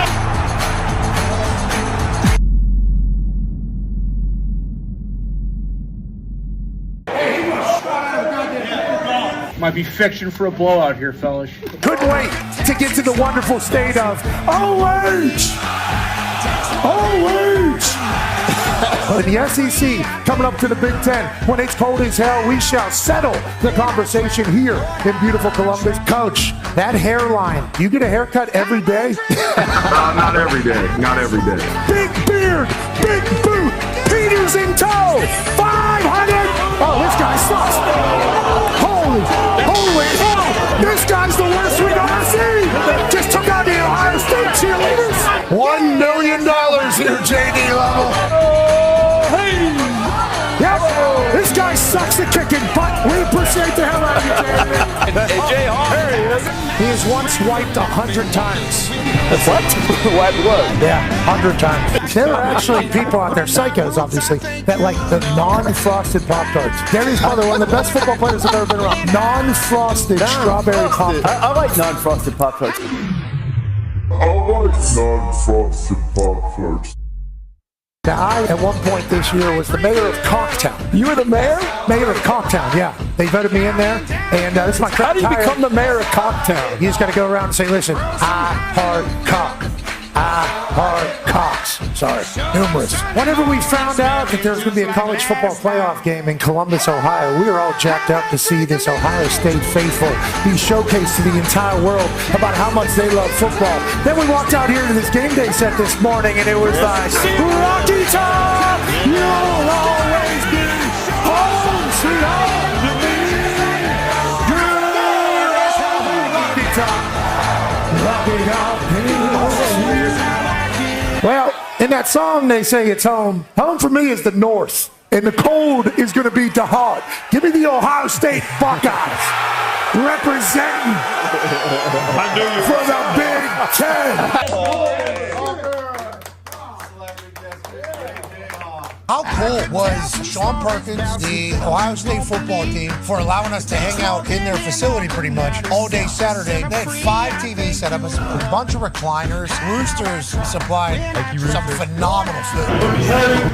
Arctic temperatures. AJ Hawkins on two warmers. Darius Butler from South Florida. He's fucking influence. You check up on about first quarter, fourth quarter. It's all we want. It's all loose. It is. And Travion Henderson in the open field. Travion Henderson is scoring another touch for the Ohio State Buckeyes. Story of the game thus far as Chip Kelly is going mad dummy, bruh. All of Ohio is excited. They were singing long neck, ice cold beer never broke my heart. First read, second read, third read, scramble, ball on the ground. Check down. Would hate to be a Tennessee fan or a chair near Morgan Wallen because they have no hope right now. Will Howard, 101. Check. Jeremiah Smith. Touchdown. game that absolutely stunk, Pat. Peter Herbstreit raising absolute hell. A couple people up here with that smoky orange face paint on that are feeling like real assholes right now. As we look to the exits, and the Volunteers fans are saying, get my ass back to the South. This one's over. Bounces it. Touchdown, Ohio State. Boys, that was wide ass open. He's got left hand. 500 drones, ones that we know about. This game's over, but we're still bringing it.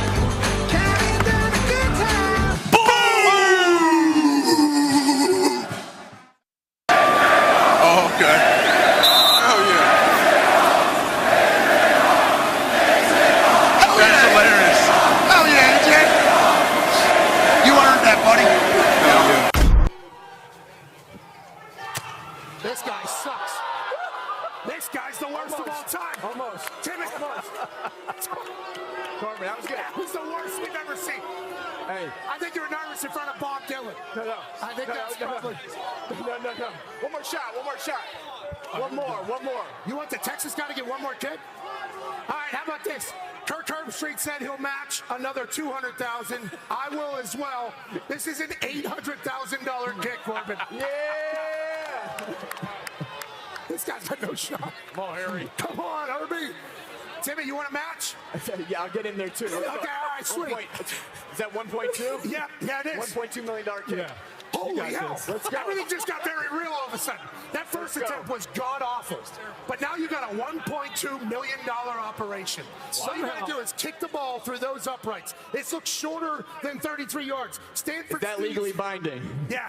That's a legally binding offer. Yeah, we got you, You're Timmy. the lawyer, Corbin. Is that a real offer? Yeah, it is. It's on camera. It is? Okay. Hey, bro, somehow he got under that ball. Yeah, he said it was like a 9-iron. That was more like a duff of a wedge, bub. Yeah. Let's go ahead and try to maybe bring out the 1-iron. On one hand, we've never seen that. 1.2 million. Come on, Corbin. 1.2. Holy hell. That's a lot of money. You're a lawyer. You live nice. You wear suits. But 1.2 million could change a lot of things. On SEC Championship Saturday in Atlanta for $1 million.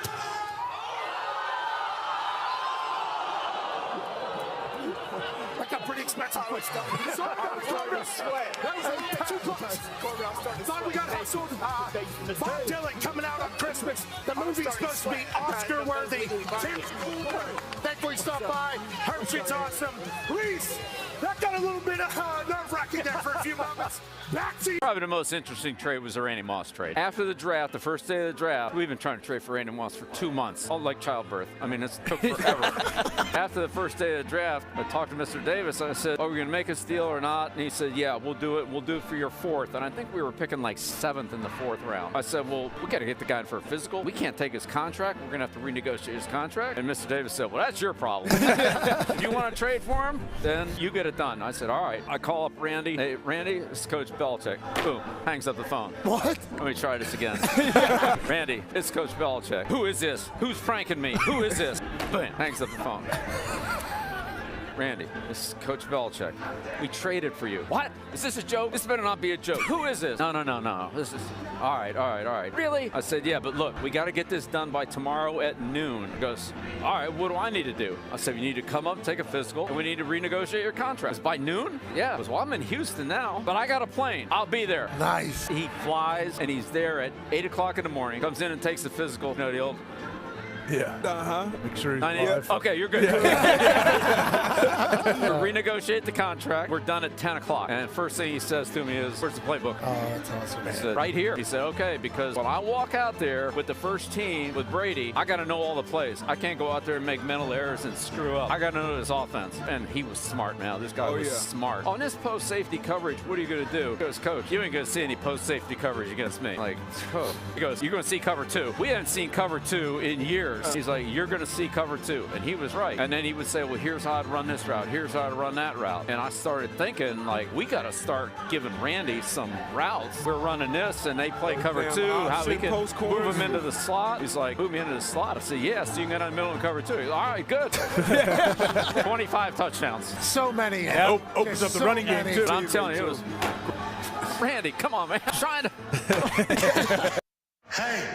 Why? Let's go. This show stinks, and the fact that you listen, we are very, very thankful for it. McAfee on the line with a gorgeous assist. The all-time leading tackler for the Green Bay Packers. You pig! Damn it! Be a friend, tell a friend something nice could change their life.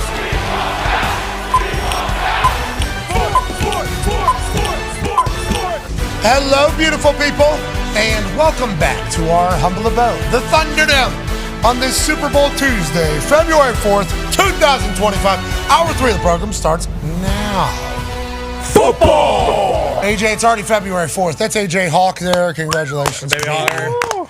February 4th, 2025 already. Jeez. Yeah. Goes quick, man, doesn't it? Everything goes quick. But yeah, football season absolutely goes fast every year. Feels like just yesterday. Hup, hup, hup, hup, hup, hup, hup, hup. It doesn't it? Oh, yeah. Likely's toe out. Oh, my God. Just happened. Feels like it. Mm-hmm. And then just blur. Radio Row tomorrow. Yeah. Damn. One game left. Son of a... 4 quarters, potentially more. Whoa. Of high-level football. That is going to carry us through an off-season of sports we love less than football, but still love. Yeah, I love sports. Because they're sports. The Toxic Tip was here at Boston Connor and Ty Schmidt. Have you wrapped your mind around the fact that we got one game left yet? I have. I've also wrapped my mind around the fact that for me as a Patriots fan, my season kind of starts after the Super Bowl. Free agency, the draft, the combine. Oh, we're climbing the Lombardi Mountain next year. Yeah, you think it ends? But really? Are you all right? We're basically combine once we get going, man. The end is just the beginning, I can't wait. Well, every new beginning comes from some other beginning's end. Well said. And what you're talking about is next season. And some other beginning that is ending is the 2024-2025 season. Yeah, it's a bummer. Yeah, but it's gonna go out in a bang. I think so, too. I think the season had an interesting ride, didn't it? At one point, highest rating since 2016. At one point, more eyes than anybody. At one point, though, there was a worry that people forgot how to play offensive football. Yeah. Mm-hmm. Remember, everybody was saying, we need some whole-body DO on this football. Yeah. These guys stink. It smells. That's what these guys can't score. What's the BO? Need some DO. Ew. This football stinks. That's what a lot of people were saying. They were. Mm-hmm. And guess what the boys did? They figured it out. Yeah. Put on their deal. Always do. And they smell great. Mm-hmm. Dove. Mank.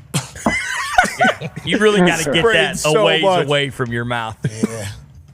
Yeah. My mouth smells pretty good before I go over here. Sure.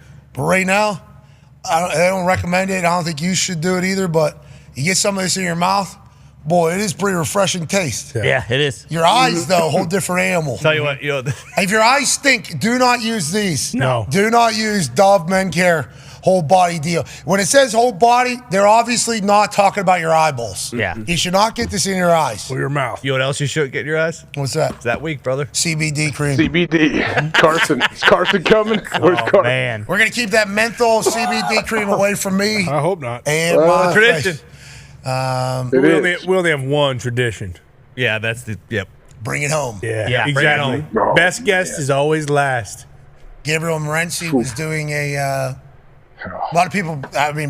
There's a lot of people that have never experienced Gabe that are going to experience Gabe for the first time on Friday. So lucky. I wish I was one of those people. I wish I could experience Gabe Morency for the first time. Yeah.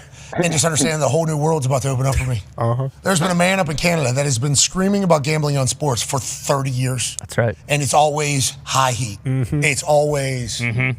There's a man that's rattling off 5 tweets within the last sentence being finished by me up there on the left side of Canada. Yeah. There's a man that basically started sports gambling talk in Canada, and I'd assume he was an early adopter here in America as well. Yeah. Mm-hmm. Gabe Morency will bring it home on Friday. I got no doubt. There he is. The GOAT. There he is. Yes, he does.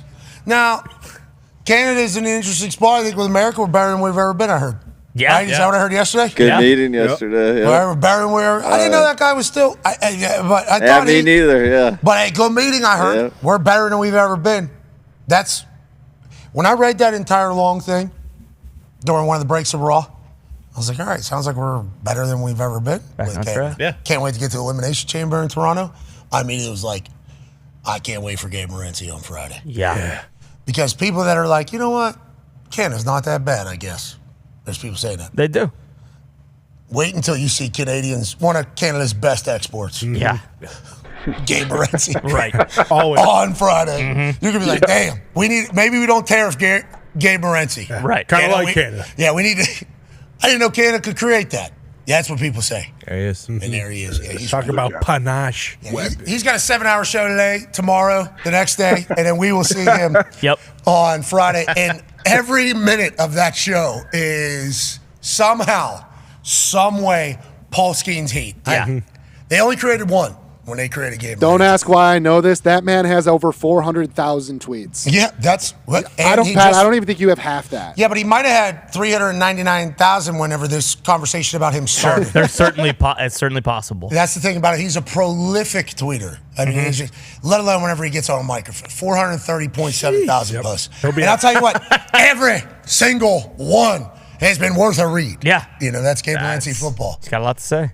I can't wait to see what his bet is that he gives out on Friday. Always takes the time to think about that. Yeah. He does. His Super Bowl jacket. What's he sound like if people were to, you know? I don't know. He'd probably say like something along the lines of, you know what, Pat? It's actually fucking bullshit that the Buffalo Bills should be in this fucking Super Bowl. Yeah, but they're not. Sorry, Gabe. Well, you know, it's one of those things. I still like the Chiefs. Okay, everyone wants to talk about the fucking Chiefs, and you know the only reason the Chiefs are in this game is because they have Xavier Worthy, and they. Yep, I think this was maybe the video where he said it. The only reason the fucking Buffalo Bills aren't in this game is because they traded their draft pick to the Chiefs because McDermott and Andy Reid are fucking buddies. It's not bad enough to be a fucking Buffalo Bills fan. Now we got to, you know, the Chiefs, the team the Bills can't fucking beat, are back in the Super Bowl. Once again, with that being said, I like fucking Patrick Mahomes rushing touchdown. First touchdown of the game. You can get that. A lot of sports books right now. Yeah. It's going to be about plus 650 depending on what book you're at. Please shop around. That's just one of the bets I like. I gave you guys Odell Beckham all those years ago. I'll never let you fucking forget it. You remember? It sounded like you were, because he did give us Odell Beckham Jr. First touchdown. Yeah. Plus Odell Beckham Jr. Yeah, plus 750. No big deal. A lot of people like shitting on OBJ. Not me. First touchdown score for this Super Bowl. He's jacked about everything. Yes, he is. And he has a well thought out reason. Oh, yeah. For everything. I have no idea how he has that much time in a day. Honestly. 430,000 posts. That's happening alongside an 8-hour show every day. At some point, he's got to sleep and eat. Can't wait to see the jacket. I don't think so. Can't wait to see the jacket this year. His days are longer. I think they're 21 hours, and that's about it. 21 hours? Yeah, I think he sleeps 3 hours a day. I think he's awake for 21 hours. Oh, okay. Yeah, because you said his days are longer, and then you went shorter. I was like, wait, I missed something. I thought I was in a different dimension. Well, I mean, I think you're saying he's 3 hours down. Yeah. 21 hours up. All day long. And thank God. Yeah, for that. Thank God. Need him. 365.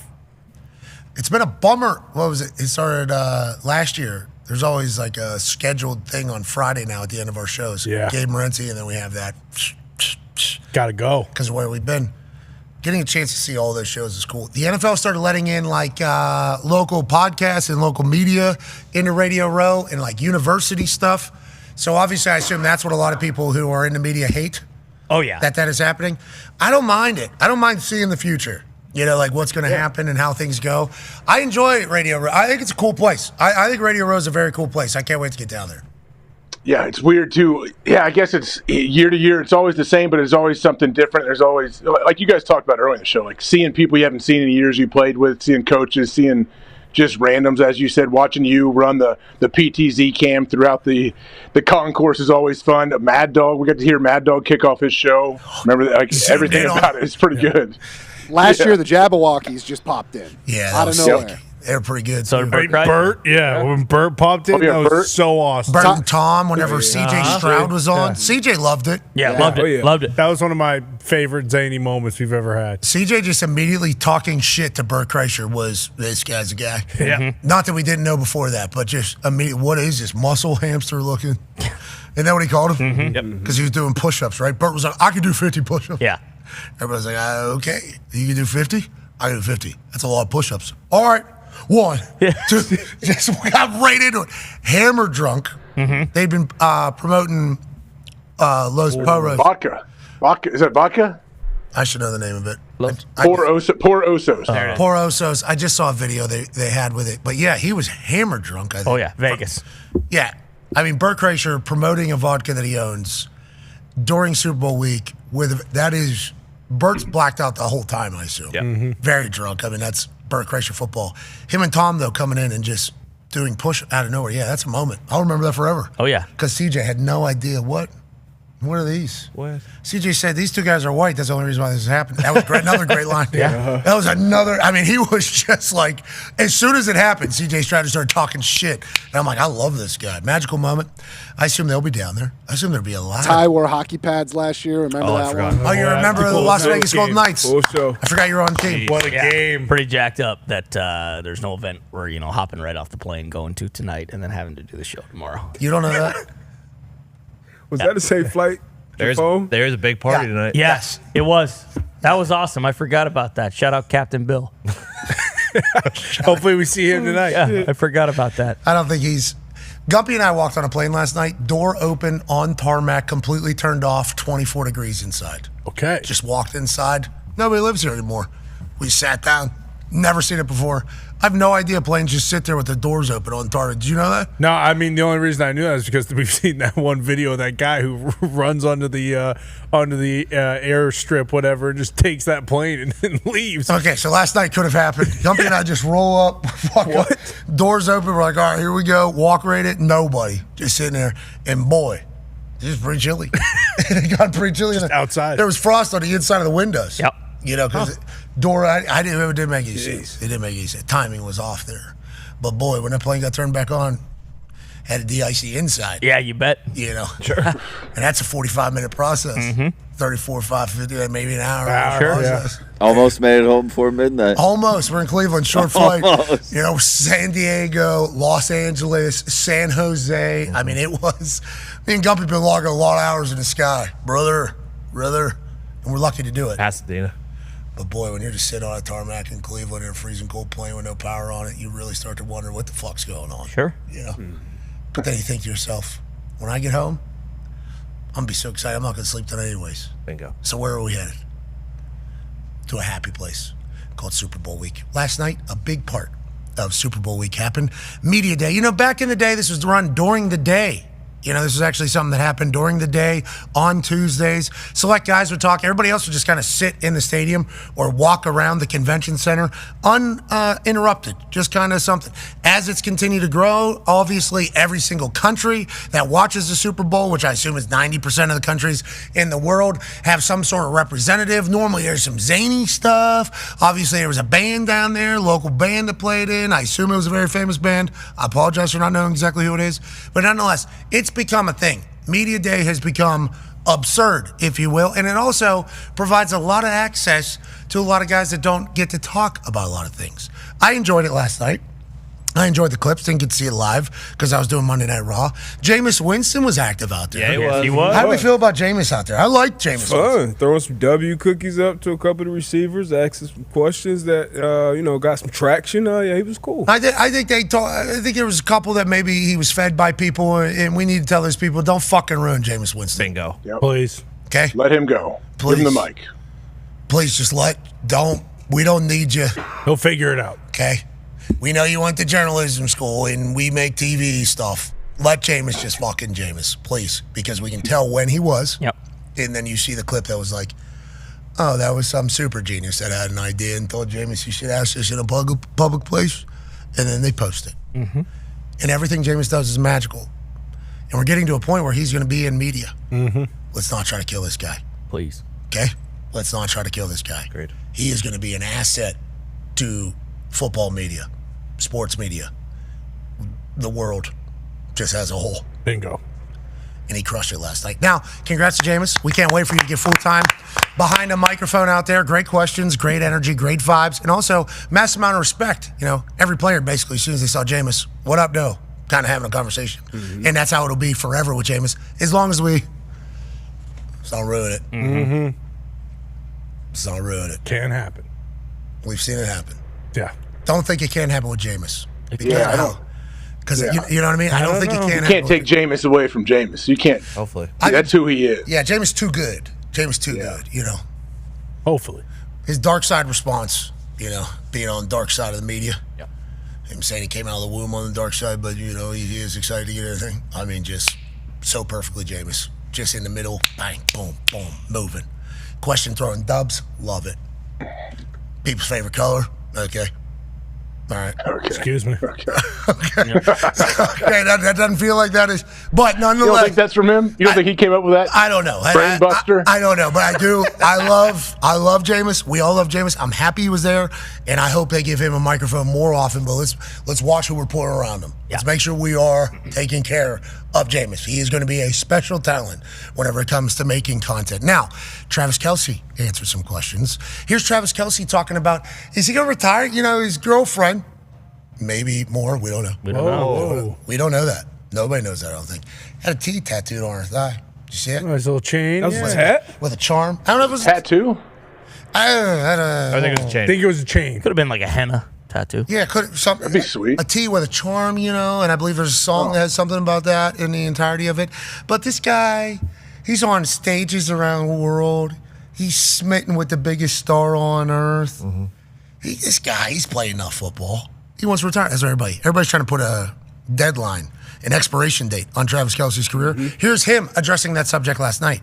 Where will I be in 3 years? Oh man, I don't know. Hopefully, still playing football. I love doing this. I love coming into work every day, and you know, I feel like I still got a lot of good football left in me. But we'll see what happens. I know I've been setting myself up for other opportunities in my life, and that's always been the goal. Knowing that football only lasts for so long, you got to find a way to get into another career, into another profession, and I've been doing that in my off seasons. But for the most part, I plan on being a Kansas City Chief and playing football. Okay, so that's 3 years he was asked. So that you would say next year he's still thinking about ball very clearly.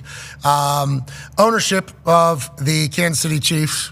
The Hunt family? Hunt. It was asked about Andy Reid coming back next year. So what we're talking about right now, seemingly with this Chiefs team, is what we're about to see for the next 10 years, D-Butch? Yeah. Is that what it sounds like from these guys? Yeah, I mean, I'm sure Chiefs fans love to hear that. I'm sure he wants to, break some more records, and yeah, he has been setting himself up off the field. And then Andy Reid, I mean, you never know when those guys decide to walk away and decide that, hey, it's time to spend some more time with family. But, I mean, they're on the precipice of history. Yeah, absolutely. And some people get addicted to the confetti too, AJ. Yeah. And it feels like these guys, remember after last year's Super Bowl, immediately after the Super Bowl win, they were doing an interview, maybe with Berman. Berman might have been on the sideline for, his show, NFL Prime Time. Which needs more airtime. Yes, it does. Yeah, because it's Chris Berman on there. But immediately after winning that Super Bowl, him and Patrick both were like, nobody's ever won 3 straight. Like that was immediately after winning it. These guys want to be great. These guys want to be historic. And I think he even answered a question about holding up his end of the bargain with dating Taylor Swift. Everybody thinks he wants to retire because of Taylor Swift. And instead it's the complete opposite. It's like, I kind of got to hold up my end of the shit here. You're talking about biggest, most famous, wealthiest, most successful, greatest. He wants to show her what he does, right? He wants to show her what he does. Great. Why would he want to stop? She just stepped into his life whenever this was, 2 years ago. Yeah, he wants to be like, hey, this is what I do. Why would he want to walk away? Yeah, I don't know why that was the angle people were having. Well, he's dating Taylor now, so he's probably done. It's like, you don't think Taylor is making him better, probably? You don't think he's probably literally, and I know people hate talking about Taylor Swift, even though the population of the game, or how popular the game is, bigger than ever. The amount of things that she has done positively for the game of football and the sport as a whole, so huge, let alone little girls, just connectivity between dads. I mean, just all good, I think. Now granted, there's people that are going to say bad, but it's like, she's a dog, okay? She is a beast. I watched a documentary about her because my wife is a massive fan. It's like, those songs ain't writing themselves, okay? Nope. And it's her. And the marketing behind it, these marketing schemes and business plan and strategy and everything, it's like, those are coming from her. She's a workhorse. An absolute workhorse who's like a perfectionist. Everything. She's a dog. She is an absolute dog, which is why I think she only motivates Travis to continue to go and to continue, as he would say, to hold up his end of the bargain in the entire thing. And they're, two greats two goats dating is a beautiful thing for society. People want to hate them, though. People want to hate them bad for it all. And I guess that's always going to exist. But I think Travis is only going to get better because of his relationship with Taylor. And I think he'll probably say it's already happened. Yeah, I mean, there's like that, notion that like all these guys want to win a Super Bowl and then just like walk off into the sunset, retire. But it's like, if you look at how the Chiefs are positioned right now, he's only, 35? Like, he's still got – it's not like he's been super injured throughout his career. Like, if they do win this Super Bowl and they win 3 in a row and Mahomes is going to be there, all these other guys are going to be there, Andy Reid's going to be there, like, fuck it. Why not try to win 5 Super Bowls in a row? It's like he still feels like he can play. It's not like his productivity has dropped off drastically. Like, we're just talking about how, maybe he didn't have the greatest regular season of his career this year, but boom, once the playoffs get here, like, hey, this matters. Yeah, okay, exactly. Let me flip the switch. And, you talk about that big moment, and, I mean, doing that obviously is hilarious and awesome in a big game, and he's done it numerous times.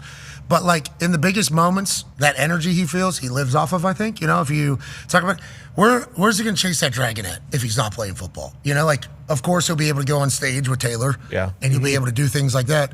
But where's he going to be able to get his sense of competition and fulfillment whenever it comes? Just like, I don't know. I didn't like the notion that everybody just assumed he was going to be done just because he's dating Taylor. He signed a 2-year deal last April, I guess, with the Chiefs. I assume they'll keep him around for as long as he would want to play. But they were calling for his demise this year pretty loudly.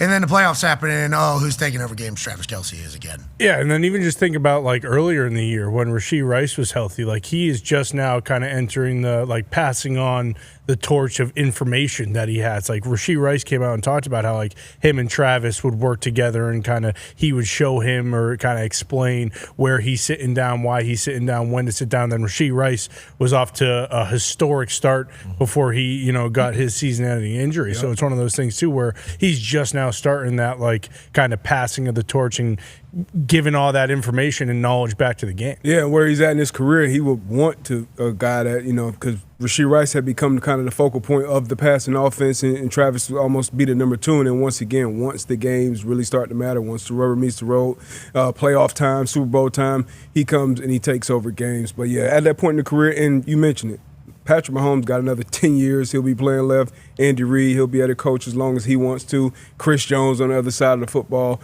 Why not ride this thing till the wheels fall off? Yeah, and greats want to be great, And if they win another Super Bowl, I feel like we need to. It's going to be a 4. Yeah.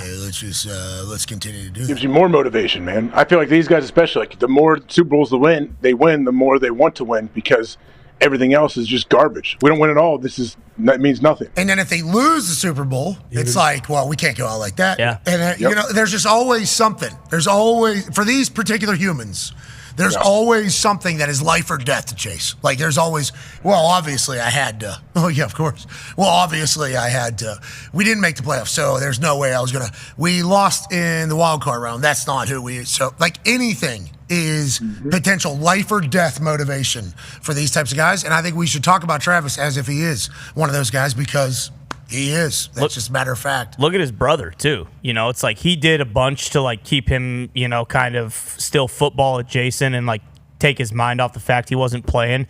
But he's mentioned, like, hey, there's, like, still a big chunk of me that wishes I wouldn't have stepped away. Like, you think I don't want to be out there with this Eagles team playing in the Super Bowl? Like, when you know that you're on a team that's going to, like, barring an absolute catastrophe, the Chiefs are going to have an opportunity to, win another Super Bowl next year. Like, they just are. They're in that position. So the regret that you would potentially have, like his brother probably has a little bit, now I'm not saying he's not happy or at peace with his choice, but, like, you think next year if the Chiefs are back in the Super Bowl, he's not maybe, like, and if he did retire, sitting on his couch, like, fuck. I wish I was still out there. It'd be a very nice couch, though. Without a doubt. Which I think is what without a doubt. Plush. Yeah, it would be plush. Yeah. But he's been rich for a long time. Yeah, it's going to be a nice couch no matter when he decides to retire. Yeah, he made over $100 million in career earnings before he started dating. Everybody's like, well, he's comfortable. It's like, this Ohio fuck has been comfortable. Like, how not as comfortable, but life has been good for Travis Kelce and comfortable for some time because he's earned it. But now, obviously, he's with the biggest star on earth, and we're incredibly proud of both of them. Hey, keep killing it, you two. Oh, yeah. We appreciate it. It's good. That's good for everything. Now let's go over to the Philadelphia Eagles. A lot is made about Stoutland University, the offensive line coach for the Philadelphia Eagles. And they have the best offensive line in football, if you ask anybody. And they also won the Trenchy for the best offensive line in all of football. One of the biggest moves they did was put Mekhi Becton, former tackle, in at guard. It has gone swimmingly. Let's hear from Coach Stoutland how that came to be. Mekhi Becton could play guard. How did you know? Well, I'm not going to lie to you. I never knew that a 6'7", if you go back and look through the history books of a 6'7" guard production, you're not going to find too many. And it was during OTAs where Nick said to me, Coach Sirianni said to me, let's just try him out for a couple practices. Let's just see how he does. And I was like, cool, let's go. Okay, Stoutland's all in, rowing in the same direction. Maybe Coach Sirianni. Maybe he's not a big dumb dipshit. Maybe he knows ball a little bit. Yeah, well, but no, I thought he didn't do anything.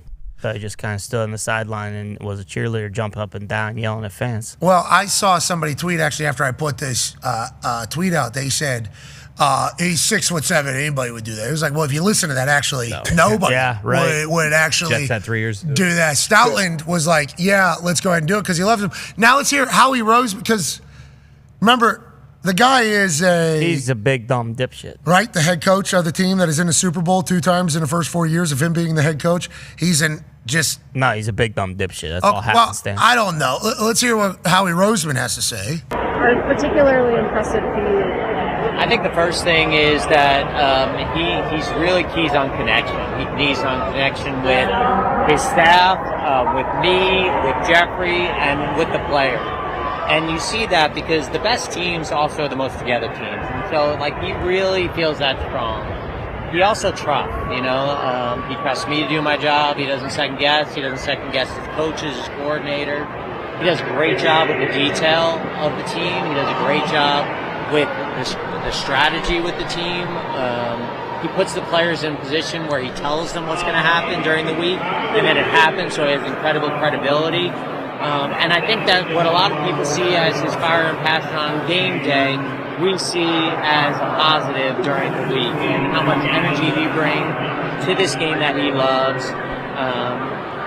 He's done an unbelievable job. Oh, wait, but I thought Sirianni knew he was He's just a big dumb dipshit. No, well, it seems as if he's maybe not a big dumb dipshit. Is that what Howie just said, that he wasn't? Kind of just said that he's actually like a, I don't know, beautiful mind, brilliant football coach. So not a big dumb. Actually, the complete opposite of a big dumb dipshit. How is it? We're just learning about Mekhi Becton being a Sirianni idea. Yeah, moving him into guard. Just hearing about that now. That would have been a nice piece of information. Yeah. To potentially be out there as your offensive line is dominating games and winning games when every lower third that is on TV says the dumbest guy in all of ball is the head coach of Nick Sirianni, ? That's lower third. Mm-hmm. That is it all. Do you think? So stupid. It is crazy, isn't it? It's so stupid. Why is it because of the way he talks, what do you think? The way he acts, obviously, is a little bit different. He does have the moment with the crowds after games. He is talking shit, but he's a former player. He's a former wide receiver. Yeah.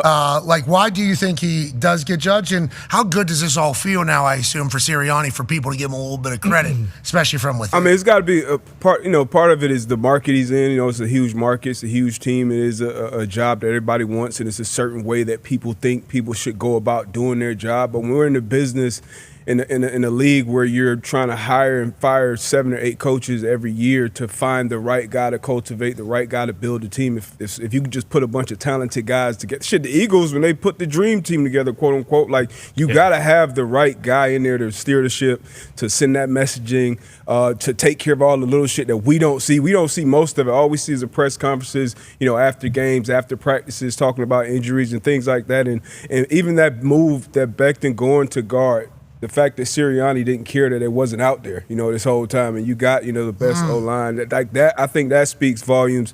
What Saquon has said, him even talking about Devontae Smith and A.J. Brown dumping the Gatorade on him, how much that meant to him. And Sirianni has been a wide receivers guy throughout his coaching tenure, but knowing, hey, this team, let's build this team through behind this offensive line and behind our run game. Let's get our explosive plays there. And you just kind of everybody's got to sacrifice at some point when it comes to winning a championship. So. Yeah, but not everybody does in a lot of different places. No. People aren't willing to do as such. Yeah, and that's what tears teams apart at the seams a lot of times. So the fact that you can get these different egos to kind of take a different step back for the greater good, and once they're important, if they win on Sunday, it's all for the greater cause, obviously. But Sirianni's done a great job. I think so too. I really enjoy him. He's the man. I really enjoy him. Like he's. I also love that they just took shots at him all year. Yeah.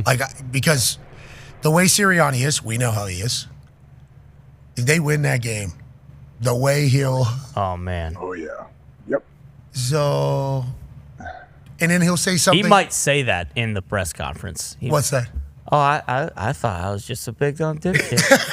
Like he legit might say that. Hopefully. O-line, D-line. Howie. O-line, D-line. Even Howie. A lot of people took shots at Howie for years. The accountant is running the NFL team. Exactly. The way he's put this team together, the chance that he's paying a running back, because now everybody can look at it and say, obviously Saquon Barkley, he's the number 2 draft pick, he's the most talented back in the league, but for a while, for years in New York when he was banged up, a lot of people didn't look at, hey, $13 million a year when you already paid your quarterback $50+ a year is the right move. So shout out to Howie too, and all the other things that he did draft wise and free agent wise. And also selling Saquon, because there's a lot of reports coming out there. There's probably 2 other offers that were bigger than the Eagles offer, but obviously Saquon being from the area and wanting to go play for the Eagles is the reason why he took it. So Howie had to sell him. Sirianni had to sell him. Kellen had to sell him. That obviously ends up paying off. And you talk about how together that team is. Yeah. Talk about how together that team is. AJ, you know what the secret the secret sauce is for that Philadelphia Eagles team, AJ? What would that be? Let me tell you, paisanos all over the place. Bingo. Hey, grazie. We got some mozzarella in the locker room. They got, obviously, Sirianni is the head coach. Big Dom does we don't know what he does everything. Everything. He's got a headset. He's got the most Italian job of all time. Yes. Big Dom. What's he do? Okay? He's a capo. Yeah, but what is it? He does it. Don't worry about it. Dom does it. Take care of the thing. Okay, he does. Whenever it needs to happen, it happens. Why? Big Dom. Dom does it. And then you got Vic Fangio running the defense. And you got a bunch of these dogs on the defensive side of the ball doing impressions of Vic Fangio. And it's like the togetherness of this team. They're saying maybe it's because it is a paisano run operation over there. Anthony DeJulio, I know whenever you read this, you started, sweating a little linguine out there. Yeah, I mean, see, just like that, you take your shots at the Italians. Who's you guys? I'm 0.01% Italian. You just said sweating linguine. No, I said you got excited and started sweating because of the linguine. Okay. That's what I meant to say. But there no one like the Italians as far as, family focused and like loyal. Together. Yeah. Nobody cares about family more Sunday than dinner. That's not true. That's not true at all. What are you talking about? Respect. There's something this guy would know nothing about. A little respect to the hierarchy, to your elders, to your family, stuff like that. That's not true. That's how you build a fucking team. Thank you. No, we don't. No. Exactly. Well, those exist. Those exist. Yeah, and they made up words for him. That's a good point, Com. The only thing this is telling me is that. Who's they? The way you just. I'm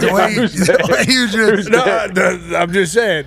I'm sure that locker room smells great after because they got take orders. Ounces and ounces of cologne being spread all over the place. Which again, no problem with it. That's a fantastic thing. I'm sure everyone loves to smell like Versace and all those other things, and maybe that's why it's so fun. You think Sirianni's in there? Exactly. Yeah. I think everybody is. I think Dahn walks around to every single player like, you got fresh? Come on, you got to get some of this. Some fresh. Get some of this. It's brand new. Got some K1. Oh. The Italian. First off, we would never do that because we want our own signature smell. We keep our cologne to ourselves. You guys wear Dove body spray. I'm saying the Big Eagle. Dom's why you want some Davini? You want some of this? You want some of this? Don't get some of this. Hey, you smelling like ash. Hey, get you some more body deal. Some of this. Okay? Huh? You keep walking in here with that ash. We keep spraying you with this. Okay? Congrats to the Italians winning yet again. Again. What do you mean again? They took over Pittsburgh. They run Pittsburgh. Yeah. The Italians run that town. New York. Chicago. They win. I don't know. I don't know if they. Boston, you guys got the lucky charm up there. I get it. You got the leprechaun running around. Yeah. Safest A lot city of in America. Italians in Kansas City. Certainly is. Coach Spagnuolo. Okay. Guy knows ball. Who comes from Massachusetts. That's why we never mention him. How come Bill pronounces Taub's name wrong? Or am I saying his name wrong? We must be, right? Why does he keep saying Dave Taub? Because it is spelled that way, but I've always heard Taub. He hangs out with Lombo a lot. So. Yeah, That's a good him and point. Lombo come from the same Great cloth. point. Let's ask Lombo his thoughts on it. Can you FaceTime Lombo real quick so we can talk about these Italians in Philadelphia? What a city Please for it do. to happen. Philadelphia, too, over there by Oh, my God. I mean, that is... Nick sent me the other day the density of the population being Italian, and it was a map across the United States of America. It was like the deeper the red, the higher the percentage of the citizens are Italian in that particular city. Boy, that's the darkest red I've ever seen over Allegheny County, the Pittsburgh. But I mean, it is. I think it was like 20% or something. I think 20% of the population. Pretty much the entire northeastern region. A little bit of the southeast, little bit of the Midwest, bunch of the West Coast. And then you see where all the Fazoli's are. Yeah. Just no red Gorgeous. at all. Just no red at all. Gorgeous. With the yellow brick road. Yeah. Olive Garden just looked around. Just give us that map. Yeah. Oh, Jesus coming in here. Oh, Jesus coming in here. Wait till you guys try our bottomless soup and salad. The breadsticks. You guys die for. It's just like Sunday dinner. Yeah, you guys are going to love it. Come on in here, doofuses. Come on in here, fat whites. Come on. Get all you can. You know, did we tell you about the linguine de fettuccine? Huh? You're going to love it. That's bottomless, too. You give us an extra $20. Mm-hmm. I could eat however much pasta. I fucking love these. Grazie. Is that what I do? Sure. It's pretty true. It is. That is Olive Garden. Oh, yeah. That's their business plan. What was that? Like Burger King's business plan was they would go find where McDonald's were and went across the street because McDonald's did all the work on who is in this area. Would they shop at McDonald's? Sweet. They did that. We'll just go right across the street. I bet you Fazzolini's and Olive Garden were like, where are there not Italians at? Okay, let's boom, boom, full business. Oh. I will say, as somebody that has lived in an Italian town and somebody who's lived in no Italian town, no Italian towns are missing out on a lot. A lot. And? A lot. They're missing out on a lot. Some bad. Jeez. Some bad things. What are you talking about? Like what? I'm just saying, a lot of those cities you listed, they got some high crime. They do. Every city has high crime. Not Boston. Yeah. Safest city in America. Why you said that 3 times now? Because it just came out. I think it just came out yesterday. Which, by the way, the Irish probably Teamsters probably paid. Yeah. Hey, safest town in America. No, because we run it. We teamed up finally. Really? Hey, we're all on the same team here. You know what? That's how it should be. Amen. We are all on the same team. Hell yeah. Mm-hmm. Yeah. Just like the Hulkster said. Bingo. No, that's What do you mean? That's what he said. What are you talking about, D-Bud? Yeah. What, you don't want to be on the Hulkster's team? I think we should rewind and go back to being back all on the same team. Loves Bret Hart to death, brother. The Hulkster. Dude, the guy's a big NBA fan. Yeah. D-Bud, so I see you wearing the Kevin Durant shoes, and you're an NBA fan? Hey, was courtside. D-Bud, I also didn't know that you don't drink. No. Yeah, what happened? I just gave it up. You don't want to drink real American. All right, Hulkster. There's no way he can read comments on anything. No. It'd still be the... Well, I guess... Regrets that leg drop, though. Number one regret. Number one regret, yeah. And those 24-inch pythons. Should have put him to sleep. You have any regrets or anything? Yeah, my number one regret is I took too many bumps, brother. That's what they say about Hulk Hogan. That's right. I didn't think that's where he was going with. That's where he's going to go. Me neither, brother. Anyways, Hulkster, thanks for taking all those bumps for us back in the day. Thank you, Hulkster. I think there was some other stuff that happened, some other things we should talk about. We provided opportunity, was not talked about. Well, I heard he had a heartfelt apology. That's a good point. Bygones be bygones. I roll into Monday Night Raw. Everybody's got opinions. Hulkster, huh? Fucking right. Did you hear about? I'm like, no. Okay. And hey, go talk to. I go over. Hulkster, huh? Did you hear? No, I did not. Everybody has a story. All glowing. I don't know. What? Yeah, I don't know. All right. Tomorrow we'll be live in New Orleans. Hell yeah. Yep. I can't wait for it. I saw the humidity's only 90%, so just You know what? I'll take it. Yeah. I will take it. It felt like I was cold for literally 7 weeks straight. You know? Yeah. Since Tennessee, Ohio State. You're right. There was like a 4-week period where I was just cold. I was literally just cold. Because the night before, Notre Dame, Indiana. Freezing. Cold. Gets overshadowed. It was freezing. Overshadowed by how cold it was. Tennessee, Ohio State.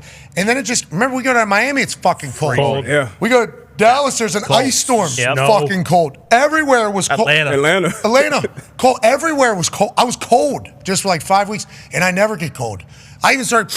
Oh, yeah. I started the whole, for like two weeks, I was like this. And I'm like, what is my problem? I feel like I'm getting old. I feel like I'm getting soft. And I realized, no, it's just been fucking cold everywhere. So it's nice to hear that it's going to be 90% humidity, and I'm going to turn, rather than that brick right back here from the inside and from the outside. I'm going to get broiled and baked. It'll be nice and cool in the convention center, though. I'm sure. If I had to guess. It was last time we were Well, as long as we're not in the parking garage, correct? Yeah, I've seen some people parked up in level D of the parking garage. You see this, H? Yeah, but workroom, is that what it is? Yeah, Super Bowl of First, the media workroom is located in row D of the Superdome parking garage. I will say there's a pleasant breeze in here. So I will say Rich Eisen did a show in a parking garage. He did. Was that in Los Angeles? Miami. Miami, okay. So I remember seeing that. And I remember walking, I was told to where I was headed to. Lucky to be asked on Rich's show. Always been cool to me, so I appreciate Rich.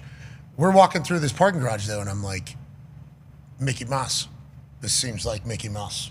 We're fucking doing a parking garage. I'd rather just do it. Why'd you come? Should have just done it at home. And then I got there. Massive space. His set was awesome. Massive, huge space. Now, that doesn't look like it's anywhere near what his set was, but it's like, if they shut down in the whole fucking level, I mean, that's huge space. So much room. They have obviously TVs rolling and internet. So, like, this is not abnormal. Now maybe all the journalists being stuck in this thing, but utilizing parking garages for spaces during massive events in cities, I don't think it is an abnormal thing. But I will say, if I walked in and I didn't know I was going to be in a parking garage all week, you could certainly see a reaction being like, hey, so I'm fucking inside, outside all week. I'm staring at this cement pillar. Yeah. So, interesting, but I don't think it's the first. That Rich Eisen set was so sick. Nice. Awesome. It was fucking huge. Great idea. I don't even know who would have thought of that. Well, it probably happened before, which leads to this thing. Yeah. We should swing by Road D, though, just see how everybody's doing. Yeah, definitely. That's the group of people that really like us. Yeah. They're having a party tonight. It's be the first thing I go do. Who? There's a media party tonight, I believe. I haven't even... we've got 1,000 emails. Really? NFL communication emails. They're just rolling in right now. Yeah, I've read them all. What a perfect part. Just, you nailed that. That was good. You That was nailed good. that. Thank you. Really good sound, good I delivery. appreciate that. We don't go to any of the parties. No, we do not. We don't interact with anybody there. We just show up, say, that person talks shit to us. All right. Dan Marino. Can't wait. Should be fun. This year, though, we're going in there with a much better attitude. Yeah. Well, we're not, just kind of in our own little world. Usually we're in like an Airbnb just way the fuck away from everybody else. I mean, we're going to see a lot of people, I would think. Yeah, not me, bub. Well, yeah, I mean. That hotel door is going to be shut. Blinds are going to be closed. I will see you boys in the morning. Show's going to end. Maybe stop by that casino. Yeah, need to. Maybe. Crack a couple skulls. Hey, that's a winning casino. Hey, that's a giving casino down there, AJ. It is. Hopefully they don't tighten it up for the big Super Bowl. I am a little bit worried. I actually thought about that. With how many people coming into town, are they still going to be able to be a good casino? WrestleMania, they were. That was a big event. Every time I've been to this casino, I've won. Yep. I don't think there's ever been a time I've walked out of there not winning. I don't think I've seen a loser. You see people walk out of the casino with smiles. Like most casinos you walk in, people walking out dead, lifeless. Just lost something from their family or No, just see you later. Oh, buddy, we're going to have a good time in here. All right, let's just go ahead and consider this a fucking donation, I guess. As we like. You walk in that New Orleans one, there's Joe. Good vibe. It's alive. It's alive on the way. Now, granted, that can all change. All you need is what? A new sage to be kind of blown over a casino? Yeah, or a guy like Bill will be playing next to you. Oh, yeah. I do remember that. Yeah. That was in Vegas, though. It was. You're right. Different place. That's going to happen in Vegas. Oh. Yeah. All right. Hey, D-Butch, great season here at the Thunderdome. Hey, what? Do you want to do a giveaway on the way out or what? Sure. What do you want to do? Or football. Okay, Butch. Hell yeah, you will. Let's do it. To the final boss spin? Nah. It's kind of protected. That'd be tough. It's all right. You think you put it in the final see a lane. box? It's going to have to be a layered throw. Yeah, he can that's layer an it. He can impressive layer it. throw. It is a later throw. Holy shit. You're going for it here. Like, You know, we were throwing the ball around a little bit here on stage. Mm-hmm. You know, we were throwing the ball around a little bit. Just like we did with that field pass. Do you remember that? Mississippi State, Alabama? Boom! Boom! Boom! Full final quarter. We had, that might be the most completions in the history of broadcast television. It is. Yeah. We had 130 straight? Yeah, and then we found out that actually the combined score of the last 6 Bama Mississippi State games was about 130-0. Yeah. So we should have done that research going in, knowing that we were probably in for a snooze fest. D-Butch loosening up, smart idea. AJ, anything you say to D-Butch, who looks very cool today? Very, very cool. Very, very. Oh, D-Butch he does not need anything said to him. We know he's going to drain this first shot to set the Super Bowl week on fire. Okay, ladies and gentlemen, for 30 people to win $500 on this Super Bowl week Tuesday, February 4th. Yep. Mm-hmm. Oh, boy. Only a few days left of the season. We're heading down Knoll anymore. Celebrate this Super Bowl. Hell yeah. It's only right that we allow 30 people at home to celebrate and set them up to win $500 each. D-Butch, all you got to do is put that Baby Duke 2.0 into the final boss's bin. Water fountain. Oh, that's not working. I'll tell you what, water fountain was shooting out a little salty water. It was. Did you guys know that with our temperature system, K Fahrenheit, water freezes at 32 degrees. Sure. Okay. Salty water freezes at 0. Yeah. Do you know that? How much salt does it depend though? Well, It you does. tell me, H. Jeez. I would imagine it would depend on the density, how much salt, right? All right, Bill Bingo. Nye. Bingo. The buoyancy also matters of the entirety of The it Dead all. Sea never freezes. Yeah, bingo. And it's not about the density. It's about the depth. Sure. And that's what this show has showcased on numerous occasions. Well said. True. D-Butch, why don't you win 30 people $500 when you put that football into the final boss's bid? Big call. Drain that. That's an interception, See, brother. that's the block. Quinton Mitchell right there. Yeah, that's the block. That's everything DB. Good D. Yeah. By the net. Ladies and gentlemen, all Darius Butler has to do is put that football, the Baby Duke 2.0, into the final boss's bid. Oh, you broke the final ball. Good ball. The final boss cannot be broken. Well, Look at me. cover. Darius, you're starting to go too quick here. You're not even thinking about what you're doing here. 30 people, $500. Just quick 15 grand before we head down to New Orleans. For the beautiful people at home, do it for There's one more. There's one more. We got one more shot at this thing. Baby Duke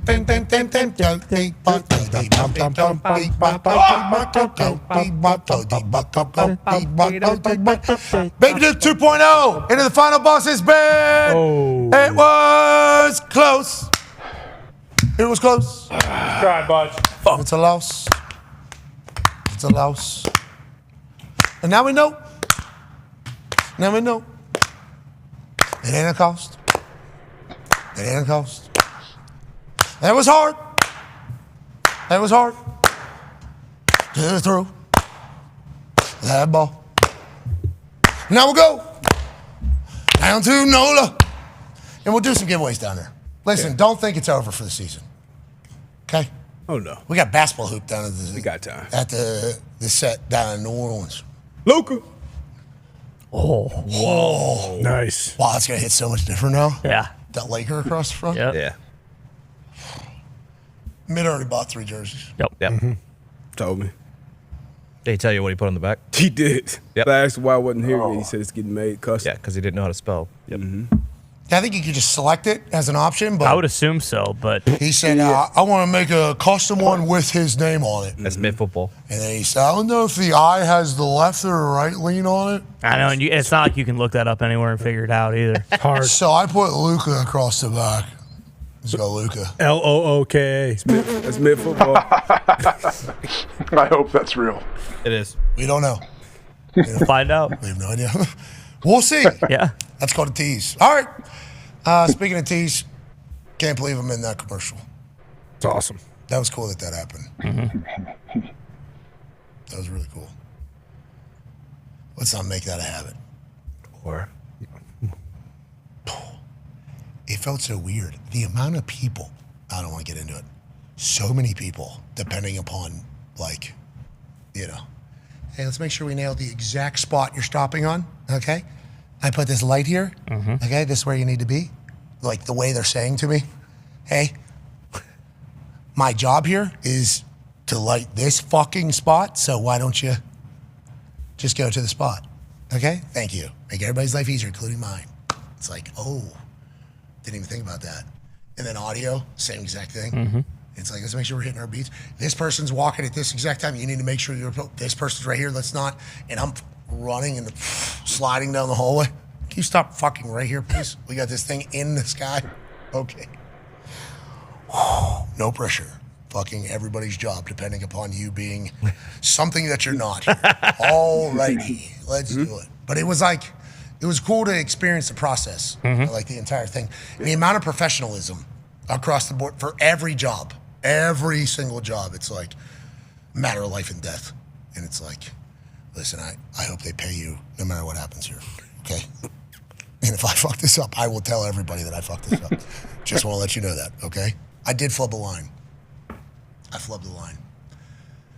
I was so bummed about it because I had to reset everything. And it's like 100 It's gonna happen. 100 people got to move. And it's Part of like, the job. while I'm just walking down the middle of the hallway as all these people are, hey, reset!